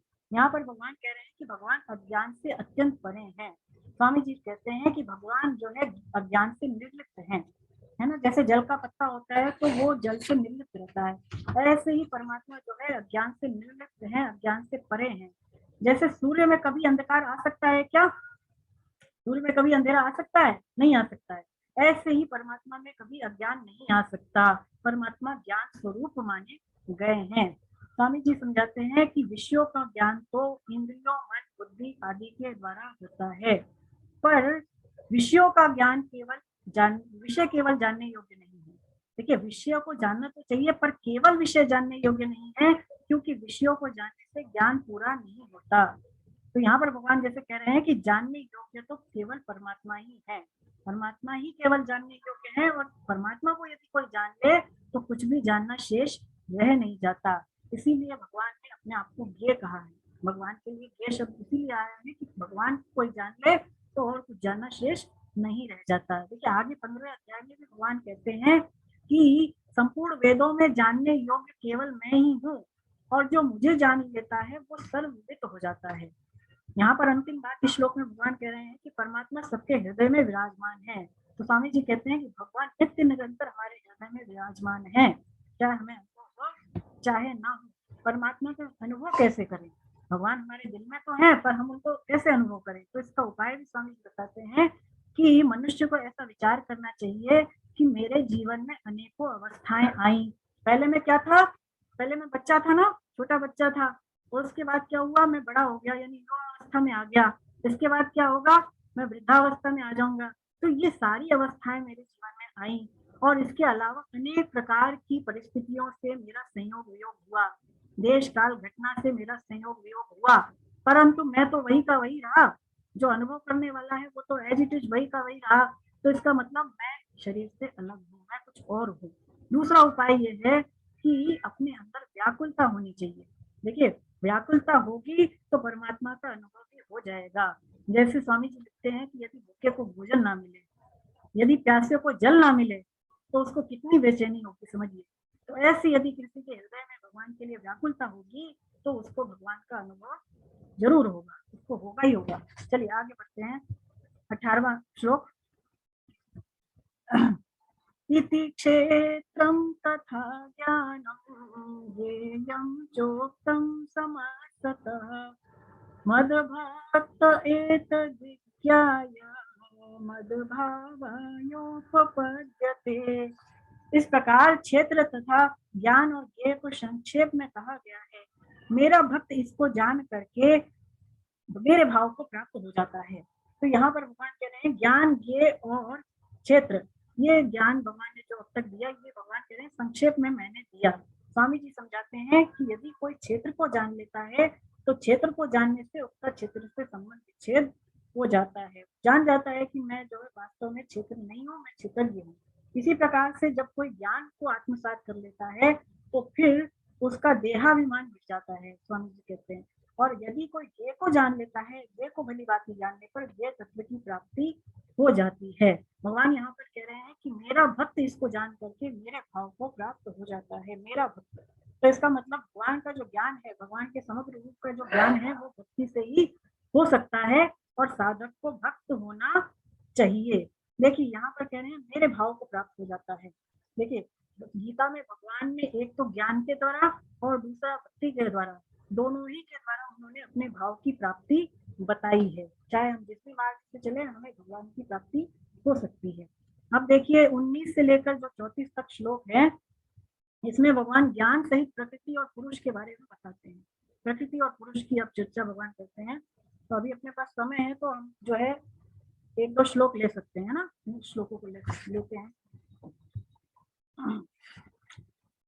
ये दोनों श्लोक समझने वाले हैं तो ये श्लोक ही ले लें, उसके बाद जो है हम आगे अगली क्लास में लेंगे, क्योंकि ये आपके दिमाग से अगर आपने नहीं समझा तो फिर हो जाए कंफ्यूजन हो जाएगा ना आगे लेने से, तो इसलिए इसको ही लेते हैं।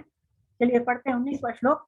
प्रकृतिम पुरुषम चैव विद्यनादियुभावपि विकारांश्च गुणांश्चैव विद्धि प्रकृति संभवान। 20वां श्लोक भी साथ में ही लेते हैं। कार्य करण कृतत्वे हेतु प्रकृतिरुच्यते पुरुषः सुख दुःखानां भोक्तृत्वेन रुच्यते।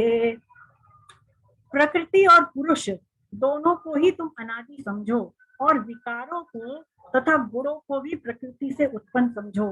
कार्य और करण के द्वारा होने वाली क्रियाओं को उत्पन्न करने के प्रकृति हेतु कही जाती है और सुख दुखों के भोक्तापन में पुरुष हेतु कहा जाता है। तो इसको समझे हम। पहली चीज इसमें भगवान कह रहे हैं प्रकृति और पुरुष दोनों को ही तुम अनादि समझो। तो प्रकृति का क्या अर्थ है? देखिए, प्रकृति का जो सीधा अर्थ है वो शरीर और संसार। इसको जो सरल भाषा में हम कह सकते हैं, यहाँ पर जो प्रकृति शब्द आया है वो शरीर और संसार के लिए ही आया है। पुरुष का क्या अर्थ है? पुरुष का यहाँ पर अर्थ है आत्मा और परमात्मा से। आत्मा और परमात्मा जो है दोनों ही पुरुष माने गए हैं। तो प्रकृति कैसी है? देखिए, प्रकृति में तो विकार है, प्रकृति असत मानी गई है और प्रकृति जड़ और दुख रूप है। प्रकृति असत है, जड़ है और वो दुख रूप है। परंतु जो पुरुष है वो, पुरुष यानी कि आत्मा और परमात्मा, वो उसका स्वरूप क्या है? सत्य, चित्त और आनंद। परमात्मा और आत्मा दोनों ही सत्य, चित्त और आनंद ही है ना? लेकिन हम अपने आप को ऐसा आनंदित अनुभव नहीं करते हैं। उसका कारण है, देखिए यहाँ पर भगवान समझा रहे हैं कि प्रकृति और पुरुष दोनों को ही अनादि समझना चाहिए। स्वामी जी इसके बारे में समझाते हैं, जैसे कि हमने पहले पढ़ा कि जो पंच महाभूत हैं, पंच महाभूत मतलब पृथ्वी, जल, वायु, आकाश और तेज, ये जो पंच महाभूत है, इसके अलावा जो अहंकार है और जो महतत्व बुद्धि है, ये सात प्रकृति विकृति ना, ये सात क्या हो गए? प्रकृति विकृति। इसके अलावा जो 10 इंद्रियां हैं, जो मन है और जो पांचों विषय हैं, ये 16 विकृति, ये 16 विकृति और केवल प्रकृति विकृति, ये सारी चीजें जो है प्रकृति के कार्य मानी गई हैं। 7 प्रकृति विकृति और 16 विकृति, ये सारी मिलाकर के प्रकृति का कार्य मानी गई है। इनका जो मूल कारण है वो प्रकृति ही है। मूल में इनके जो है प्रकृति ही हेतु है। स्वामी जी कहते हैं कि प्रकृति की तरह पुरुष भी जो है वो अनादि ही है। जैसे भगवान भी श्लोक में कह रहे हैं कि पुरुष और प्रकृति को तुम अनादि ही समझो, तो प्रकृति की तरह पुरुष जो है वो भी अनादि ही है, लेकिन फिर भी दोनों के स्वरूप में अंतर माना गया है। देखिए, जो प्रकृति है वो तो गुणों वाली है। हमने पढ़ा था ना, प्रकृति में 3 गुण हैं। तो प्रकृति कैसी है? प्रकृति तो गुणों वाली है, परंतु जो पुरुष है वो गुणों से रहित है। प्रकृति में विकार पैदा होते हैं, शरीर संसार में विकार पैदा होते हैं, परंतु जो पुरुष है वो विकारों से रहित है। प्रकृति जगत की उत्पत्ति का कारण मानी गई है, पर पुरुष किसी की उत्पत्ति का कारण नहीं बनता। प्रकृति कार्य और करण स्वरूप है, परंतु जो पुरुष है वो कार्य और क्रिया से रहित है। करण और कार्य से वो रहित माना गया है। यहाँ पर भगवान कह रहे हैं कि कार्य और करण से होने वाली क्रियाओं में प्रकृति ही हेतु कही गई है। तो कार्य वास्तव में है क्या? कार्य वास्तव में है क्या? तो इसका जो है सीधा सरल उत्पन्न जो उत्तर स्वामी जी देते हैं वो यही है कि जो उत्पन्न होता है उसी को कार्य कहते हैं। मतलब यह है कि जो 5 ज्ञानेंद्रियां हैं, 5 ज्ञानेंद्रियों के जो विषय हैं, 5 ज्ञानेंद्रियों के जो विषय हैं और इसके अलावा जो पंच महाभूत है, यही कार्य माने गए हैं, है ना? 5 ज्ञानेंद्रियों के विषय मतलब रूप, रस, गंध, स्पर्श और शब्द, और इसके अलावा पृथ्वी, जल, आकाश, वायु, तेज, ये सारे जो है कार्य माने गए हैं। और जिनसे कार्य किया जाता है उसको ही करण कहते हैं, यानी साधन को ही, कार्य करने के साधन को ही करण कहते हैं। देखिए, करण जो होते हैं वो 3 तरह के होते हैं। स्वामी जी समझाते हैं 3 तरह के करण होते हैं। पहला करण हो गया कर्मेंद्रिय। पहला करण क्या है? कर्मेंद्रिय। दूसरा करण हो गया ज्ञानेंद्रिय। दूसरे करण है ज्ञानेंद्रिय। तीसरा जो करण है मन, बुद्धि और अहंकार। मन, बुद्धि, अहंकार, ये तीनों एक करण माने गए हैं। तो पहला करण ज्ञानेंद्रिय, दूसरा करण कर्मेंद्रिय और तीसरा जो करण है वो मन, बुद्धि और अहंकार। कर्मेंद्रिय और जो ज्ञानेंद्रिय है ये तो कर्मेंद्रिय स्थूल मानी गई। कर्मेंद्रिय क्या है? स्थूल है, दिखती है। ज्ञानेंद्रिय जो है वो सूक्ष्म है, और इसके अलावा जो मन, बुद्धि, अहंकार है वो अत्यंत सूक्ष्म माने गए हैं। देखिए, कर्मेंद्रिय और ज्ञानेंद्रियों को तो बहिकरण कहते हैं, और जो मन, बुद्धि, अहंकार है इसको अंतःकरण कहते हैं। 2 तरह के मुख्यतः करण जो है वो 2 है, अंतःकरण और बहिकरण। तो कर्मेंद्रिय, ज्ञानेंद्रिय बहिकरण है, और मन, बुद्धि, जो अहंकार है वो अंतःकरण माने गए हैं। और इन सारे के द्वारा जो कार्य होते हैं उसमें प्रकृति ही हेतु कही जाती है, यानी जो उसका रीजन है होने का कार्य का, वो प्रकृति ही रीजन मानी गई है। फिर यहाँ पर भगवान कहते हैं कि सुख दुख के द्वारा जो भोक्तापन होता है वो पुरुष में होता है ना। क्रियाओं के उत्पन्न करने में तो प्रकृति हेतु है, पर सुख दुख का जो भोक्तापन है वो पुरुष में होता है। तो यानी सुखी दुखी जो होता है वो पुरुष होता है। पुरुष का मतलब क्या है? आत्मा, है ना। देखिए, सुख दुख का भोगी यानी नाराजी या नाराज होना वो पुरुष में होता है, ना कि प्रकृति में। क्योंकि प्रकृति कैसी है? प्रकृति जड़ है। प्रकृति को जड़ माना गया है, तो जड़ में सामर्थ्य ही नहीं है कि वो सुखी दुखी हो सके। वैसे तो देखिए, जो सुख दुख है वो आत्मा भी में नहीं है, लेकिन जब चेतन अंश ने जड़ अंश के साथ अपना संबंध मान लिया, तो जड़ में होने वाली क्रियाओं को वो अपने में मानने लग गया। यानी सुख दुख होते तो शरीर में है ना, लेकिन उस शरीर के साथ अब हमने संबंध मान लिया, तो शरीर के साथ संबंध मानने से सुख दुख किसमें हमने महसूस, किसमें होने लग गया? उसका भोगी कौन बन गया? वो आत्मा बन गई, है ना, पुरुष बन गया फिर सुखी दुखी होने का। तो यही बता रहे हैं स्वामी जी कि सुख दुख का जो भोगी होता है वो आत्मा यानी पुरुष होता है, ना कि प्रकृति होती है। इसीलिए जो प्रकृति है वो पुरुष से अतीत है, रहित है। देखिए, सुख दुख का जो परिणाम है वो आत्मा यानी चेतन पर होता है, और इसीलिए वो सुख दुख से मुक्ति चाहता है, सुख दुख से मुक्ति चाहता है, कल्याण चाहता है। आत्मा ही तो कल्याण चाहती है।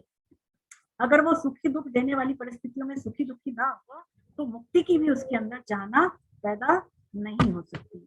इसका अर्थ यही हुआ कि भोगों की इच्छा में तो मुख्यतः जड़ की है, पर भोगों को नहीं मिलने पर, भोगों के मिलने पर जो सुखी दुखी होता है वो पुरुष होता है, और कल्याण की जो मुक्ति की इच्छा होती है वो चेतन में होती है, और इसीलिए कल्याण का भाग्य भी चेतन ही होता है, ऐसा स्वामी जी समझाते हैं ना। तो इसको जो है स्पष्ट रूप से मतलब समझ लें कि जो आत्मा है और जो शरीर है वो वास्तव में अलग है, यानी कि जो प्रकृति है और जो पुरुष है वो अलग है। इसको हम स्वयं के द्वारा श्लोक में अवश्य पढ़ें अपनी पुस्तक में लेकर के, और इसको समझे, है ना। और अगर इसको बार बार समझते हैं तो ये बात दिमाग में जो है, इसका जो अर्थ है, जो भगवान ने कार्य कारण रूप से जो बताई है चीजें, वो समझ में आती है ना। तो इसको जो है हमें अपने स्वयं से अध्ययन करें, और यदि इस विषय में कोई डाउट हो तो उसको हम अगली कक्षा में अवश्य पूछें। तो चलिए आज के लिए इतना ही लेते हैं ना, ज्यादा फिर हम और लेंगे अगर उन चीजों को जो भगवान बता रहे हैं, तो फिर वो जो है कंफ्यूजन क्रिएट हो जाएगा आपको। तो इसलिए अभी इतना ही लेंगे, और आगे के जो श्लोक है, जो 10-15 श्लोक रह गए हैं, वो हम अगली कक्षा में पूरा करेंगे। तो किसी के अगर संदेह हो इन श्लोकों को लेके जो अभी हमने दिए हैं, तो आप पूछ सकते हैं।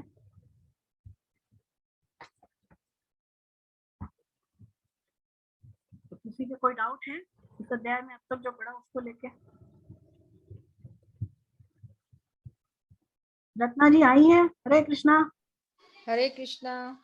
कैसे लगा? ये पहली बार कक्षा से जुड़ी हैं रत्ना जी जो है, और ये हमारी जो है नेवर जी हैं, और काफी अध्यात्म में जुड़ी थी, तो इनको मतलब मैंने प्रेरित किया।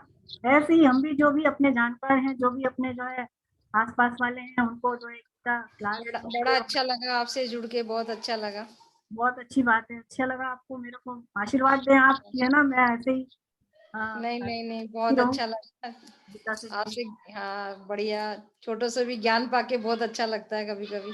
बढ़िया बढ़िया, अच्छी बात है, अच्छी बात है। चलिए कीर्तन कराएंगी क्या आप? रत्ना जी आपको आता है कीर्तन भजन कुछ? आप कराइए, पहली बार मैं जुड़ी हूँ तो आप सुनूं मैं पहले।